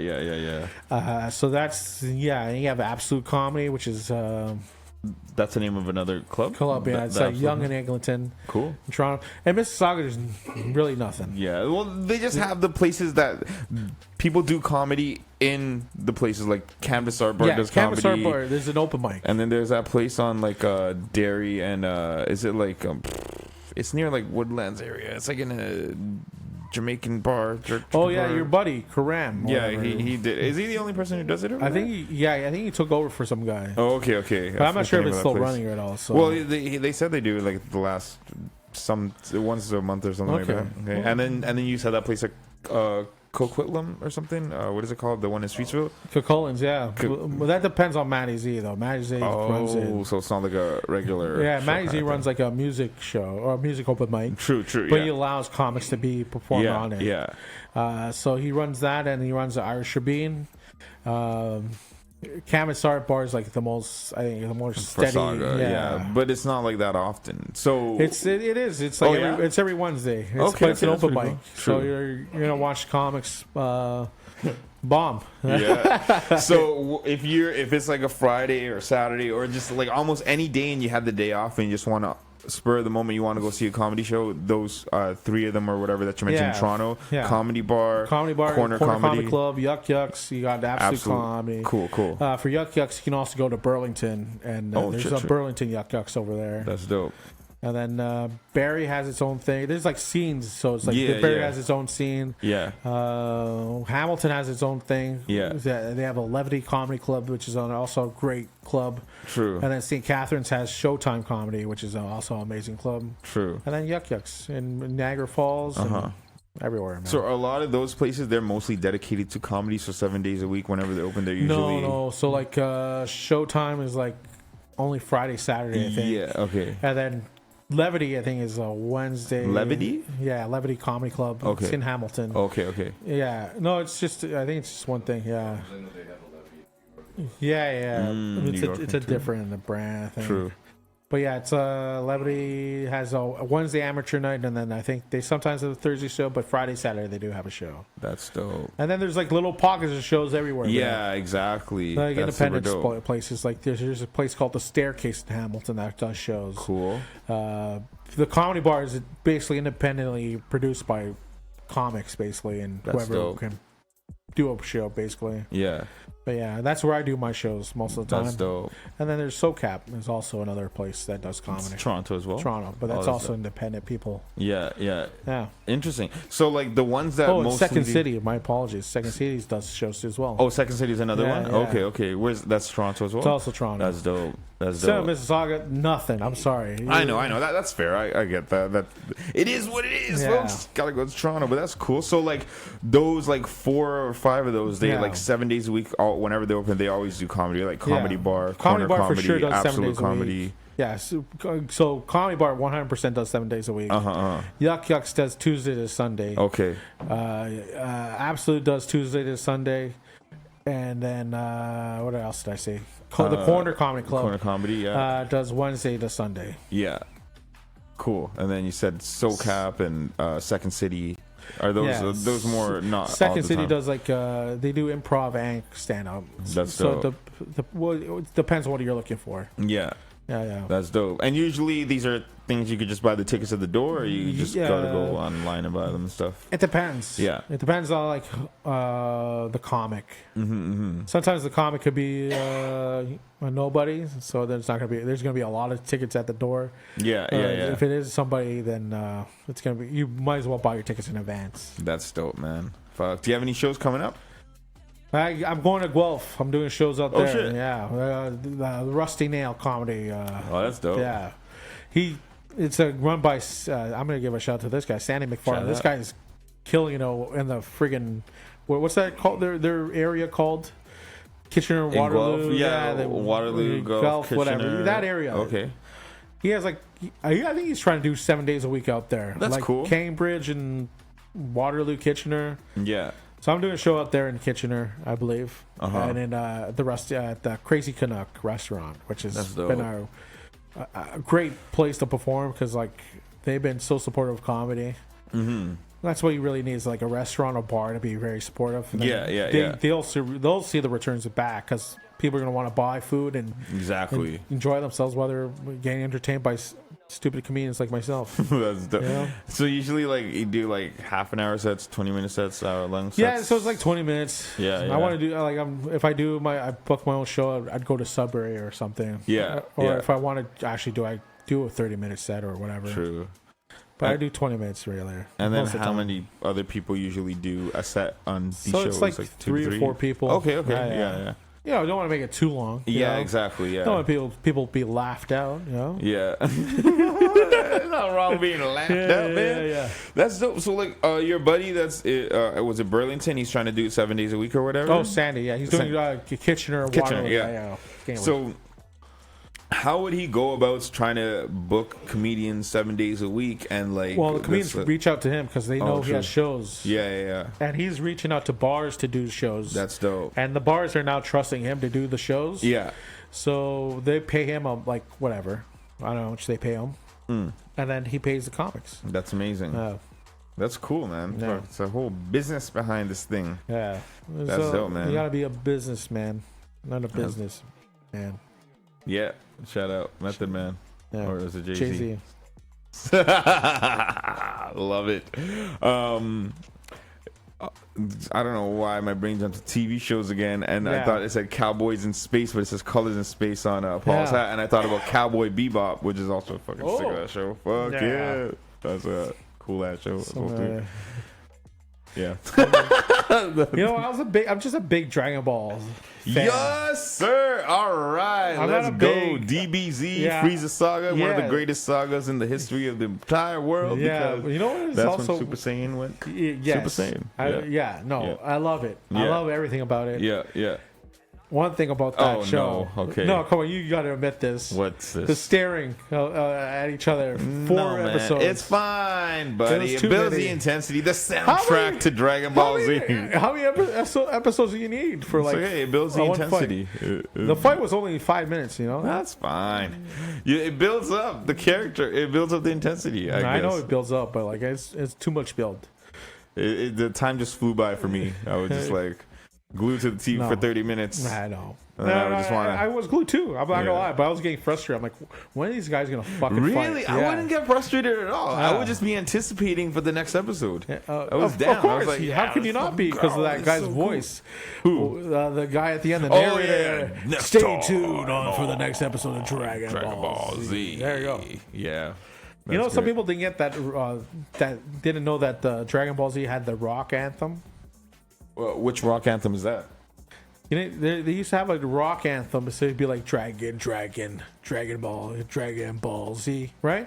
And then it goes into like a guitar riff, right? I think in the States they didn't have that. So if you talk to someone in the States about really? like, yeah, they're like, what? We didn't have that. They're like, yeah, it existed. And then you'd show them a YouTube clip, and they're like, holy fuck, we were missing out on this fucking amazing theme, you know? But like, what about like what country is Dragon Ball Z originally from? Japan. Japan. So like, what would their theme song be then? I don't know. It's always, I can't remember, but I think it was like very like, Japanese. yeah. Yeah. It's like very poppy almost. Like they feel like.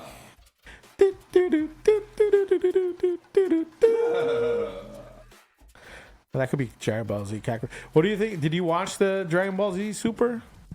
I watched a little bit of it. Did you watch the tournament? The ending? No. Yo, one time my buddy gave me this hoodie and it was with the blue Super Saiyan, and I was walking around Vancouver, and like he was a club promoter, so like I was like, all right, I'm gonna go in this club, and then the bouncer was like, oh man, what did you think of the song? I'm like, I didn't watch Superman. And he's like, damn, what a disgrace. I'm like, but I watched Dragon Ball Z, motherfucker. Why you getting so mad at me for? It was amazing. You know what? I like the Beerus saga. Yeah. Beerus or whatever. Beers, yeah. That was the a cool God fight. of Destruction. Yes, the God of Destruction. Indeed. See how much of a fucking nerd I am, folks, out there. Wrestling forms, Dragon Ball Z. I'm really What's trying next? to find a skit here. Well, Dragon Ball Z, I feel like everybody grew up watching it. Pro wrestling. Like, fuck. Yeah. Dude, what did you think of? Did you ever watch Dragon Ball? Yeah, I loved it. What about GT? I loved it. Really? You love Dragon Ball GT? People didn't love it. I loved it. Interesting. I got sad. Goku leaves. In Dragon Ball GT? Yeah. Sorry. Sorry for the spoiler. That show ended like 30 years ago. Man. That Super Saiyan, he turned, it was like 35 years ago. I actually have some Dragon Ball audio skits somewhere there, but I can't find it because it's a USB. I was trying to play it and surprise everybody. Son of a bitch. God damn. No, it's okay. I was really hoping for that Dragon Ball Z skit there. Dragon Ball Z. You know what? That fucking Nimbus Cloud, so fucking cool.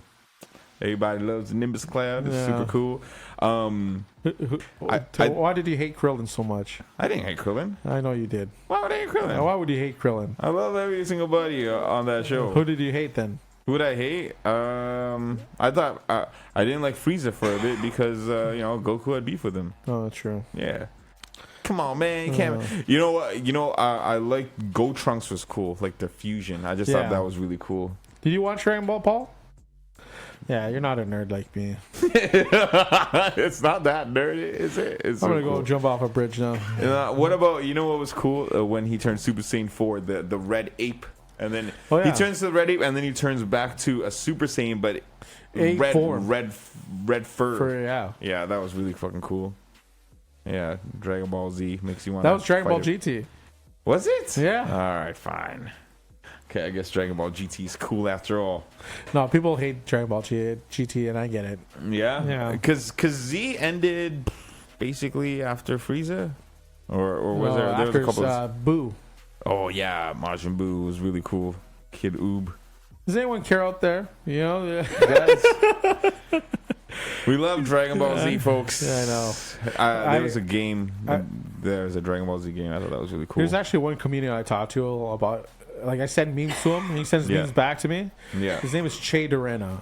Che Dorena. Yeah, shout out to him. Shout out Che Dorena. He's pretty big on the TikToks. Okay. But we like when the Super Saga was happening. That was the only person I could talk to about fucking Dragon Ball. Really? Yeah, because he was watching as well, and he's like, "Holy fuck, that Yeah. thing was fucking amazing as well." So, dude, there's a new card game out now. Yeah. That's like Dragon Ball Z based, and it's just like almost as it's like big as Magic, or like almost like Magic at the Gathering. Okay, maybe I'm not as big as a nerd as I thought I was. Okay, well, like I just have buddies that play, and like they go to like Do you play D&D too? No, I don't. You sound disappointed not playing that though. Well, no, because I'm trying to think. I have friends that invited me to play something one time, and I think it was it D&D. I forgot what it was. I got invited too. Don't worry. My friend's like, hey, I think you do really well in this. I'm like, why? Because you can story tell. I'm like, no, I don't want to be in this at all. You forfeited before you even got I'll have in like entrances for all my characters. Yeah, like a pro wrestling. I've been trying to get into. Oh my god, it's Stone Cold. Stone Cold Steve Stone Austin Cold doing dead in D&D. Not to be confused with his cousin Stone Cold Steve Boston. There we go. Just like that. That's fucking funny. Yeah, that's it. That's the closer. What do you mean? The closer? Oh yeah. That's where you're gonna end Yeah. My comedy. That's folks. the open with the crispy. Steve Boston. Yeah. Oh, yeah, I need a little bit more material. Sometimes, folks, just joking. Sometimes he just turns off the lights, spotlight on him. Sometimes, folks, you just talk about your nerdy stuff in front of your friends, That's all that it boils down to. Yeah. Damn. Yeah. Crazy Bones. Yeah. You ever play Crazy Bones? Oh, yeah. Yeah, Crazy Bones, that was a cool game. It didn't catch on as much as it did as, like, Pogs. Pogs caught on more than Crazy Bones. I don't even know what the point of Crazy Bones was. It's just a collectible, cool item. Yeah, it was like marbles. But they look like little creatures or whatever. Did you play with Crazy Bones? That was past your time, eh? Oh, yeah. Yeah. Pogs are cool. Pogs are cool. I have Pokemon cards. I don't even know how much they're worth. Yeah, I have a bunch too. A lot of them got juice spilled on them or something. But oh, God. Yeah, nothing now. We used to get Pokemon cards from the convenience store. So, shout out Cooksville, shout out Fairview, Central Parkway, Kerwin, shout out A&J Convenience Store right by the Cooksville GO Station, guys. Hell yeah. Hell yeah, buddy. Shout out to Alibaba's. What was that? There used to be a place in Mississauga on Dundas that sell Pokemon cards. Oh, but I'm not sure if they're real. Oh, no. Fuck, they closed down a long time ago, so I can talk about them. Yeah. But right next to a Bioway at the time. Bioway. I forgot about Bioway. A lot of people do. Was that before Zellers? Or around the same time? Same time, right? Oh, interesting. Yeah, on Lakeshore. That's right. Damn. I'm not sure if is that legit or is this they kept the sign. Is it? Whoa. Their food was expired, so they got. There's a documentary on it. Is there? Damn. Classic son. Byway. Damn, Bioway. God, I shop there. I have to. My parents are immigrants, so. Well, hey, man. Yeah, I have to. It is what it is. Get clothes and. When's your? Do you know your parents' immigrant story? Do you ever ask them about it? I did. I know what their story is. Yeah. They were like my father. Yeah. He was he worked for airplanes. Okay. He worked on airplanes. Yeah. With I don't know if I should be telling this, but I know. Sometimes it's always like, should I tell this? Because like it's kind of illegal how they got here. No, it's actually legal. They my father was like he works on airplanes, so he's working on airplanes in Chile, Dope. and then they got like bought out. Like some of the employees got bought out by a Canadian airplane company. Oh shit! I forgot what it was called. It was like something McDonald or something like that. Interesting.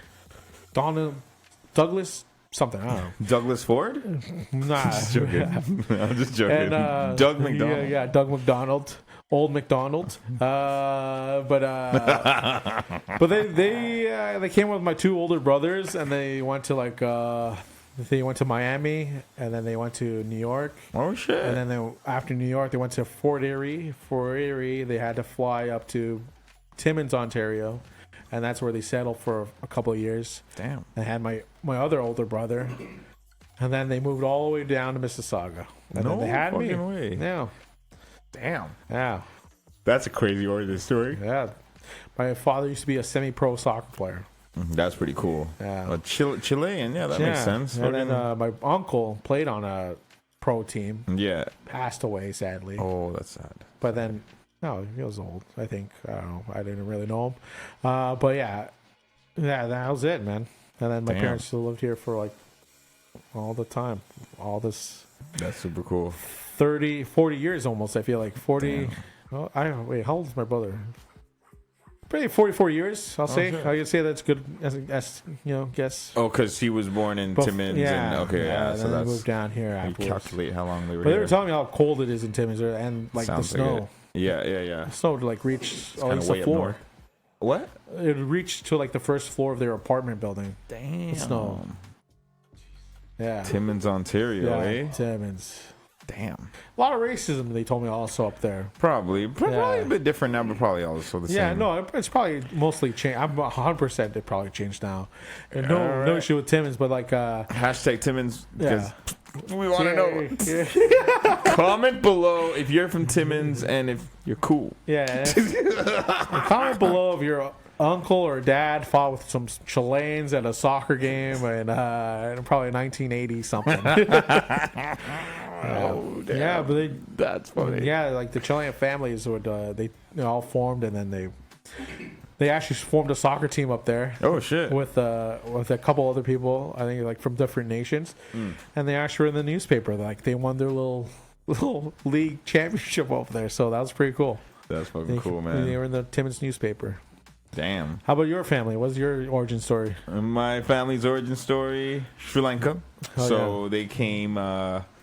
They were Tamil. So like my dad, sometime in the 80s, he came through over here, and then he sponsored. He sponsored one of my uncles or something, and then my grandmother and grandfather, and then his sisters and the rest of my uncles and stuff, and they all came here around my dad specifically came here in the 80s, and then I was born in 89. Wow. And then I have a cousin whose mom was also sponsored here. She was born in the year 1990. Oh wow. And then my other uncle, who's also sponsored here, has a kid who was born in 91. Oh wow. And all three of those siblings had another baby that was born in 94. So Holy cow. so it was actually quite a trip. So like Wait, how old are you? I'm born in 89, so 34. Oh, yeah. Big old 3-4. Oh, I'm older than you then. Oh, yeah? What were you? I'm 87. 87. Yeah. Nice. Okay. 87. What month? August. August. Nice. Dude, I thought you were the same age as Paul. Oh, fuck yeah, man. Let's go. Yeah, buddy. No, that makes sense now. So a lot of some stuff makes sense. Yeah. Why does it make sense? The way that I am, the shit that I say. Yeah. The music that you listen to, Little Peep. What does that matter? Were you listening to My Chemical Romance too? No, I don't know. Was that not your thing? I did listen to what's the name of that fucking band, and they had a song called Papa Roach? That was me. That's all. Shit. It's like I slept with someone from this band, and all I got was a stupid song written about me. I forgot what it's called. Avril Lavigne. It was not Avril Lavigne. Was it? It might have been Fall Out Boy. Oh yeah. Actually, one of my buddies teaches at a school that Avril Lavigne used to go to. They have pictures of her all over the Oh wow! Of course they have to. It's like That's probably the best thing that's ever happened to that school. Probably. Yeah. Besides your friends, obviously, but your friends. He used to teach in a. I might be wrong, but in a jail actually. Like he used to he wasn't in jail teaching in a jail, but like I forgot what it was. But this is Kingston jail? Probably. I don't know. Yeah. That's what he told me. He was teaching inmates there or something like that. Damn. Imagine him butchering all this information. Was he teaching music to these inmate? Huh? I didn't even speak English there. So. He was teaching music to the inmates? No, not music. Just like he's an English teacher. Oh. Like a math teacher, English teacher, like so a teacher. Yeah. General English. Yeah, general. Gotcha. Something. I don't know. Something. But, yeah. That's pretty nice of him. The really outsiders. I was Prison actually, riots. I was asking one of my friends who teaches now, but she teaches more like grade 1 to 5 or something. I don't think they read The Outsiders anymore, or I think just a couple years ago they stopped with The Outsiders kind of thing, which I wish they didn't, because you should learn about that. Wow, I never it's really got cool. Yeah, no, I watched the movie. Do you remember the movie? Yes, I love that movie. Yeah. I should have threw that in there as one of my favorite Ralph movies. Macchio.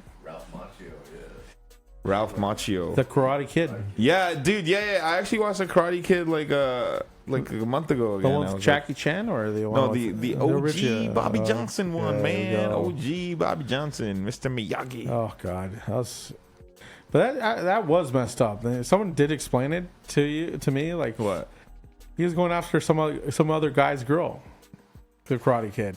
Well, when he first got to that town, the girl and the guy was already broken up, and that guy was being a little bit of a dick, and she didn't want to be with him. So that's one of the first scenes in the movie, on the beach, and the guy was playing with the soccer ball, and the jock bullies came and fucking kicked the soccer ball out and fucking plummeled him to the ground. Fuck that bully! God damn. Learn me some karate. Yeah, he went to like some old Japanese guy. Yeah. How did he find out he was a karate master? Well, I forgot about this. I haven't watched this in a long time. I think what happened was he was coming home from school and something happened with his bike. It was all broken. So he's like, fuck this bike. And he threw it in the dumpster. And the next morning he saw the bike all fixed and stuff. And he's like, oh, how did it get fixed? And it was Mr. Miyagi. But like, Mr. How did he show his karate skills? I think he was he walked. He saw Mr. Miyagi through the window doing the chopstick thing with the flies. He was like he's like, what are you doing? And he's like, oh, I don't know. It's so strange. It's a strange movie. Right? He waxed on and waxed that thing off, dude. Waxed on, wax off, buddy. God damn. The crane. Yo, it's such a corny movie though. Like it's so, like as I was watching, and at the end, like when the guy beats the bully guy, he's like, the bully guy like, "You're all right, Ralph. You're all right." It's so stupid. I love it. 80s movies. I love 80s music too. Oh yeah. That right there, the corniness of it. Speaking of corniness, Van Damme movies are so corny. Were they? Yeah. Him dancing, I don't know, just randomly he'll just dance. But don't people idolize Van Damme? Oh yeah, he's amazing. Yeah. Street Fighter is one of my favorite movies too. Street Fighter. See, that's another movie that I watch. Damn. It's so, I know everyone hates my take. Cause have you seen it? I don't. It's one of those movies that I was like too late to watch it, so like I might have seen glimpses of it and stuff like that, but I need to go back and watch it. I need to watch Street Fighter again. It's one of my favorites. And a lot of people hate that movie. Street Fighter. Really? It's like poorly made kind of thing. Yeah, at all. See, that's the thing. When you don't do the video game justice, you kind of like screw it all up. You know, it's so weird because they have like one of the best performances of an actor. Raul Julia, right? He plays Bison, right? He does a great job. Oh right? shit, okay. But he's dying of cancer. He's just doing it because he wants to get money for his kids. So he's doing. During that time. Yeah, during that time. So he's performing while he's dying of cancer. Damn. Right? But he kills it. But everything else is like the corniest. It's like so corny. Yeah. Like Van Damme is like coked up during his filming. He even admits it. He says he does. Yeah. And then that's so funny. And then that's you so have, crazy. And then you have Zangief, who's like, if you like, for me, I find it so funny. But people wanted him to be, I guess, more serious. But Zangief, he's like a funny guy. he's like watching. Yeah, he's like a goof. He's like watching a television. Yeah. Or like a cars like screaming towards them. Yeah. And he's like yells out, "Quick, change the channel!" Like something was gonna happen. Like him, like them changing the channel would change their outcome. So in Street Fighter, in this movie, yeah. So Damn. Yeah. Sorry, Paul's like, you know what? I'm not going to record this because he's disgusted by this Street Fighter sword. Street Fighter, let's Yeah. go. Yeah. I feel like Ninja Turtles, the old 80s or 90s movies, that was a pretty cool one too. And I don't know why I keep thinking about Power Rangers as well too. Those were pretty cool.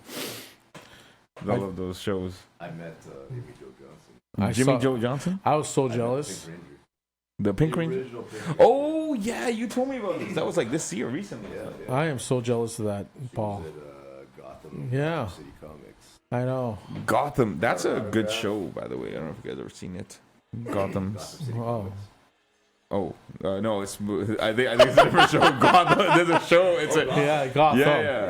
It's about like Batman and all the Yeah. characters. Like, I love shows like that. It's cool. Yeah, I know. I was when I saw that photo with Paul and Amy, I'm like, this Yeah. lucky, because she was a crush of mine too. I was a kid. Yeah, she was a crush of a lot of people, Yeah, right? her, Topanga, Topanga. Kelly But from this boy meets world. yeah, Kelly from from Saved by the Bell. Oh yes, Saved by the Bell. It was Alyssa Yeah, Milano. yeah. Oh, you like? Yeah, a lot of people liked him in his era. Alyssa Milano. Yeah. Is that what you said? Yeah, Who's she? Where's she from? She was also nice. yeah. She was a little, but I was like not. Were you in CJ from Baywatch? I was in. Pamela Anderson. Yeah, I was. I was into all of them, to be honest with the Pamela Anderson, all the Baywatch babes. Oh, yeah. You know? The Baywatch babes. Yeah, and then they had Tori Wilson and Sable, and yeah. Who's Tori Wilson? Tori Wilson's a very beautiful woman from pro wrestling. Oh Yeah, yes. she's There were some very WCW. beauties in. Yeah, no, she pro, was- WWE. Yeah, her, Stacy Keibler. Oh, see, I recognize that name. Yeah. Stacy, whatever. Yeah, and then you Interesting. have Sable. Sable. Yeah, Who's this? she's Brock Lesnar's wife. Oh, true. But back in the day, she wasn't married to Brock Lesnar. She was married to a guy named Mark Merrow. Oh shit. And then her popularity got pretty big because she was very, She was the first WWF stars to do a Playboy. yeah, Whoa. First WWE started to do a One of the most Playboys. highest-selling yeah, Playboys of all time. yeah, Damn. yeah. Damn. And then Tori Wilson did one then. Yeah, she did. Wow. There we go. And then they did one together. You know that? Can you imagine that? No. I can't. It wasn't as good as amazing. them being solo, I'll be honest with you. Really, eh? Yeah. But all the Playboy magazines, it was just nude pictures. Like, there's Yeah, no. it is. But there's an Yeah. art to it too. There's That's definitely not- an art, Come yeah. on, don't be No, so no, I'm just saying, disrespectful. there's no movies. There's no videos. There's no Playboy movies. There's Playboy movies. There's a Playboy. There used to be a Playboy channel in the Isn't it? States. Yeah, Playboy. That's. I wonder how many issues Playboy had during his time. Damn. Yeah, they actually they sell the collection. They what? They sell the collection. Oh, really? Eh? Collection. Damn. Yeah. That's How much the is a shit. collection? You know, Paul? I wonder how much it costs for one Playboy magazine to buy nowadays. Yeah, one Tori Wilson Playboy. How much is that? Oh shit. Sealed. Brand Sealed. Wait till she, God forbid. Oh come on, Then Paul. that's when you sell. Damn. I wish I had that. That's what I'm trying to tell you. I wish I. No, I'm joking.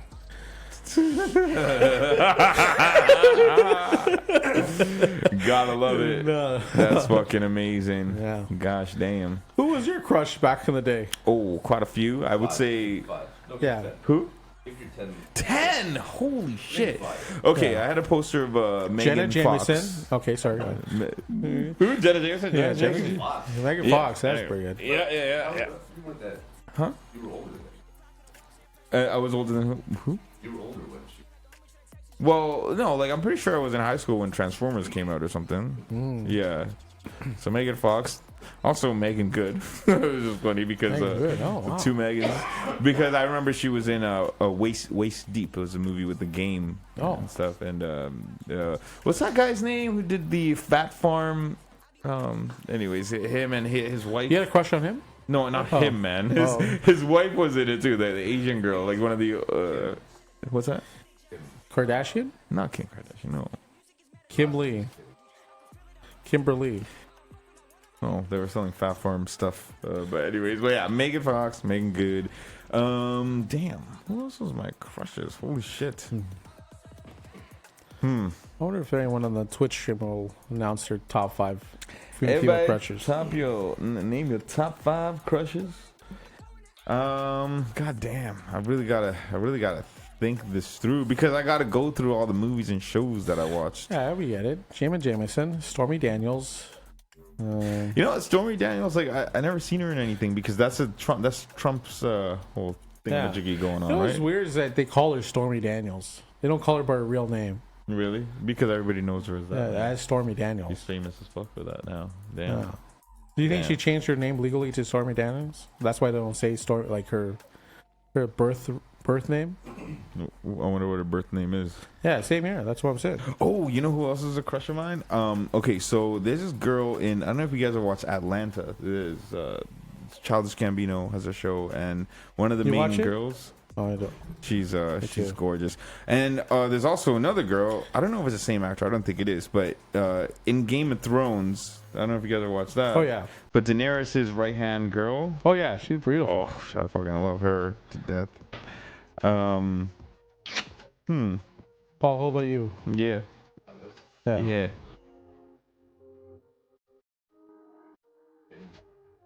Jenny Dark. Oh wow. She's blonde, right? Yeah. Oh yeah.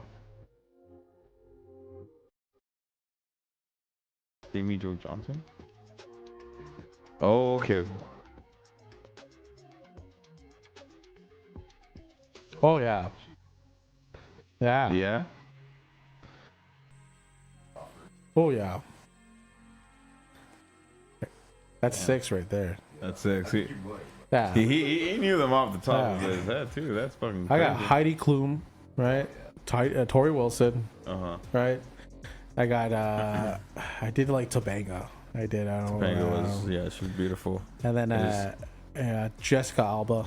Oh yeah. Yeah. She's a beauty. Yeah. She's beautiful. Beautiful. And then the girl who played Sonya in Mortal Kombat. And she also played the teacher in Happy Gilmore? Not Happy Gilmore. Billy and Madison. Which is another great movie I love. She's so beautiful too.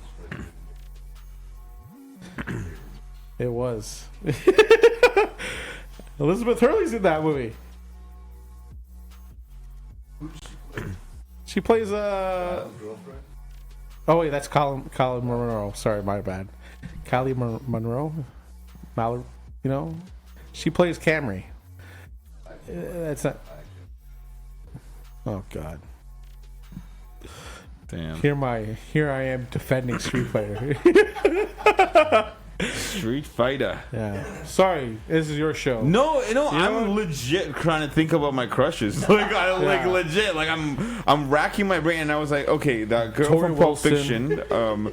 There's Trish Stratus, Lita. Oh yeah, see, I know Trish Stratus. Stacy Keeblers.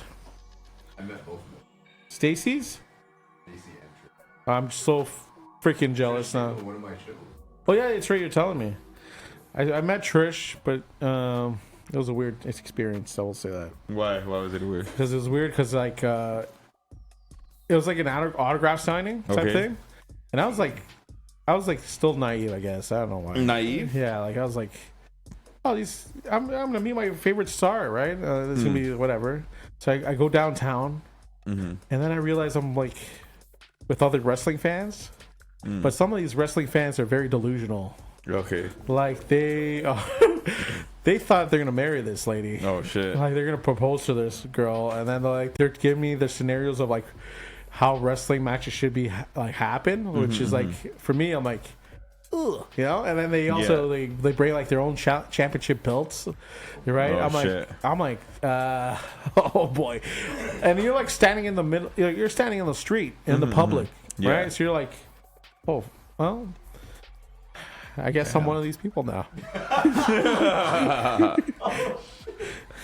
Damn. And then I went to go see Trish Stratus. We had, she's like, like the security guard is like, it's $20. I'm like, I don't have $20. To what? Just get an autograph? You got an autograph, yeah. And then I'm like, oh, I'm sorry, Trisha, I don't have $20. And she's like, she's like, come up. She told me to come up to her a little closer. Yeah. She's like, don't worry about it. Aw. Yeah, she's like, but don't let the security guards know. Don't tell this to anybody. I'm like, okay. Yeah. Then she signed an autograph. I don't know where that autograph is. Yeah. But she signed it, and then I just left. But I was like, I felt so bad. Mm. You know? That's a good experience. No, it was great. It was a great experience, but it was like the experience with like the other fans. I was like, God, what am I doing here? You know? Damn. Because I used to go a lot of those autograph signings. Yeah. Like I met Bret Hart, Ric Flair, Shawn Michaels. But no, like when I went to go see Trish Stratus, I was like, ugh. Yeah, it was. Damn. But like it's like I didn't want to go down that rabbit hole type of thing. Like I was looking at the rabbit hole almost, and I was like, oh shit, that's what I could become. Oh, like them. Yeah. Damn. See, like a lot of the celebrity crushes, I feel like I don't even know what their names are. I just remember watching the shows growing up, and I was like, oh yeah, celebrity crush. Because like I was saying about the show The War at Home, like the girl, one of the main girls in that show, I feel like I had a crush on her for sure. I had a crush on Buffy the Vampire Slayer. Oh yes, see, yeah, for sure, her too. See, I forgot about her. But I had a bigger crush with their other friend, one of the other ladies, the one who's Charisma Carpenter. I have a which huge girl? crush on her. The one who's in How I Met Your Mother, or the other one, the one who's her sister, the black hair. Yeah, she had dark hair. She was like a she's. I think she was like her bully or something. Buffy's bully. I don't know what she was. I can't remember the show. I just remember like she was very beautiful, and I was like, oh, I hope you know. Damn. Yeah. She's Oh, you know. I don't know Oh who yeah, that is, no. that's a great one. You know who else? No. Xena, the warrior princess. Yes, Oh, here's another one. The girl from Zorro. The fucking was that Salma Hayek? Yeah. Is that she's Oh my beautiful. God. Fuck yeah. And she was also in Blow too, right? You're talking about Kath. Yeah, that's who you're talking I about. love her. But Salma Hayek was she also in beautiful. Wild Wild West? The girl who's in Wild Wild West. I had a crush on her too. Yeah. Okay. Yeah. I guess that's two movies. Salma Hayek. I definitely got a crush on her then. Oh, fuck. Yeah. Fuck yeah. Hell yeah. Who else? Sitting here talking about crushes for 30 minutes. I love it. Someone from the door was like, "These guys are fucking perverted or whatever." I don't know. Who cares? Yeah. You know who my guy crush is? None. I have. I'm sorry. No, none. Unfortunately. You know, or maybe fortunately, I don't know. But but yeah, that's who my crushes were. Damn. I think Jessica Alba's still up there for me. Yeah. I think for sure most like recently definitely be Game of Thrones would be the main girl Daenerys, and also her right hand girl. Well, mostly the right hand girl, like that chick that I forgot what her name is. But she was part of the Unsullied crew. She's so gorgeous. So The beautiful. witch? No, not the witch. She I was like, I had a crush on that witch though. oh, that witch. Oh, I know who you're talking about. Yeah, she's gorgeous too. Yeah, She's when gorgeous she was too. older, that was tremendous. Yeah, that was crazy, eh? Holy fucking shit. When she took off the collar, Yeah. that's who I wanted. Yeah. Yeah. the old bag. Yeah, old sorry, spoiler alert, Paul. Yeah, Game of Thrones, more like Game of Bones. Yeah, that's right. Just joking. Oh, stupid.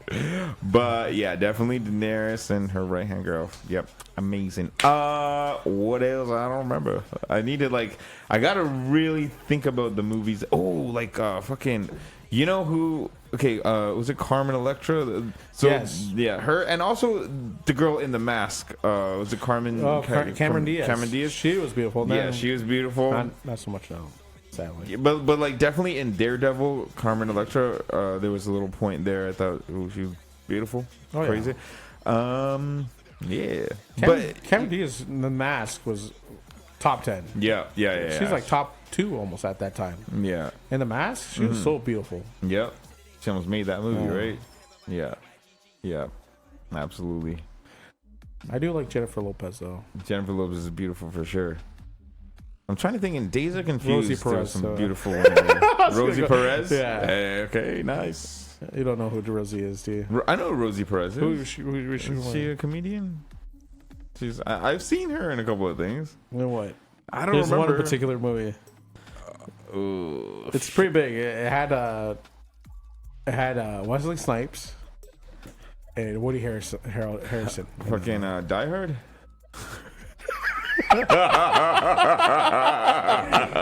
Tremendous. I love it. What movie was it then? White Man Can't Jump. Oh shit. Okay. It's all right. True. White Man Can't Jump. No. My buddy tried to make us be the characters from White Man Can't Jump on Halloween one time. Oh, that'd be good. Yeah, except I just looked like an idiot because he just had me hold a basketball in a backwards hat, and he's like, "You're the guy." And then my other friend, my buddy's like, Yeah. and then my buddy's a Jewish guy, so he was like the other guy. And I'm like, "You want us to walk around downtown with a fucking a basketball and a backwards hat, and everyone's gonna know that I'm from White Man Can't Jump?" It was the stupidest costume in the world, bro. It did not work at all, but it was a great time. Great times indeed. Great times in Richmond High. Yeah. Yeah, Janet Jameson's right up there too. Sky Lopez. Yeah. Lana Rhodes. Lana Rhodes. You like Lana her? Del Rey. Trying to cover yourself on there. Lana Del Rey. Lana Rhodes. Yeah. There's a lot of Natalie Portman. Or is that the girl? yeah. Or who's in Pirates of the Caribbean? Is it something Knight? Keira Knightley. So her. Yeah, she was. Yeah. Keira Knightley's a crush of mine, Yeah. for sure. That was a big one for me. I couldn't get a crush on Natalie Portman because I saw her in the movie The Professional. She was like a kid, so like, you know. I don't think I even know what that movie Yeah. is. Oh, Yeah. Natalie Portman, not Keira Knightley. Okay. You ever seen The Professional? I don't think I've seen that movie. No. It's a great movie. Oh yeah. Yeah. The Should watch it. Professional. What is that about? It's like a. I can't. You know, it's gonna be a great movie. But Nice. it's, never mind. What else is there to talk about? All right. What are your favorite food spots? Carso? Okay. Shit. All right. Let's wrap this up for All right, another folks. interview. We'll do this for another interview. Before we go, would you like to shout out your social medias and maybe whatever upcoming shows people got? I'm on Instagram at Ricardo Comedian. Please follow me. I need all the followers. Hell yeah, let's do this. All single, followers. Even the cleaning lady, if you hear me out there, please follow me. At Ricardo, I'm on Instagram and on Twitter. Twitter, I'm just commenting on fights that I'm watching. There you go.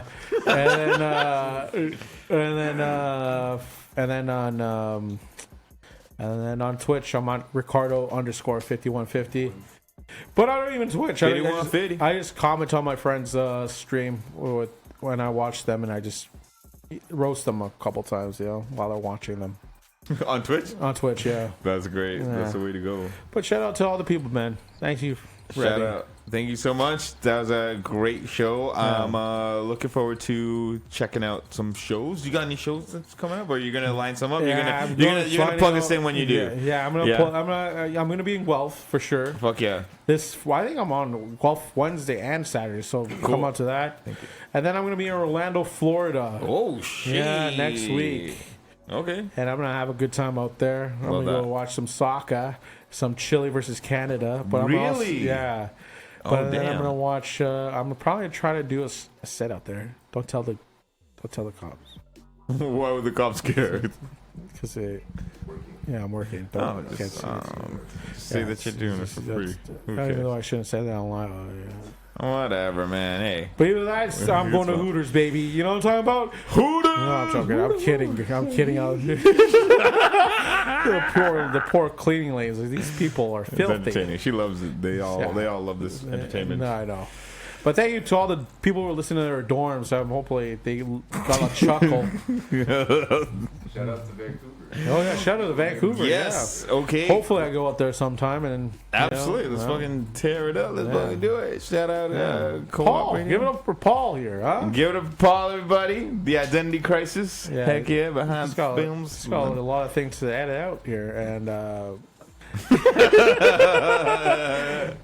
how much of this can I work with actually? And then Rebby. Hey man, fuck yeah, man. Like I'm gonna edit it. Yeah, it's gonna be dope. You just recorded everything. Yeah, but next time we come, we'll be fucking hilarious. We're gonna do this one again. Fucking jokes. And in here with Jess, because I think there's A funny little banter going on. Fuck yeah, that'll be great. Who's Jess? Jess is one of our friends that she goes to the school, but she always sits in on the show and stuff. Oh, She nice. chills, so yeah. Shout out to Jess. Shout out Jess. What's her Instagram?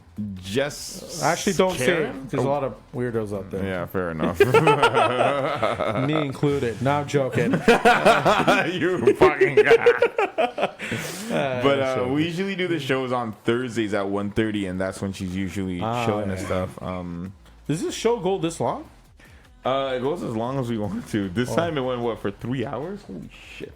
We did a Joe we're Rogan. knocking out 4 hours. We did a Joe Rogan podcast right now. 2 hours and 30 minutes. What's up? Yeah, it usually goes around like an hour and a half or Holy two. So. moly. Well, till next time, folks. And Ricardo, thank you so much again, my friend. Fucking till next time. Got a lot of good comedy styling advice and stuff like that, and we learned a lot of cool shit. Is your first comedian? He is the first comedian. First comedian. Fuck yeah. Here we go, Yeah. baby. Been on for what? How many years? 7 years. Yeah. Holy first fuck. comedian. I just made Fuck yeah. history. Just made history. Let's First keep it going comedian, like that. Fuck first yeah. Latino comedian. First.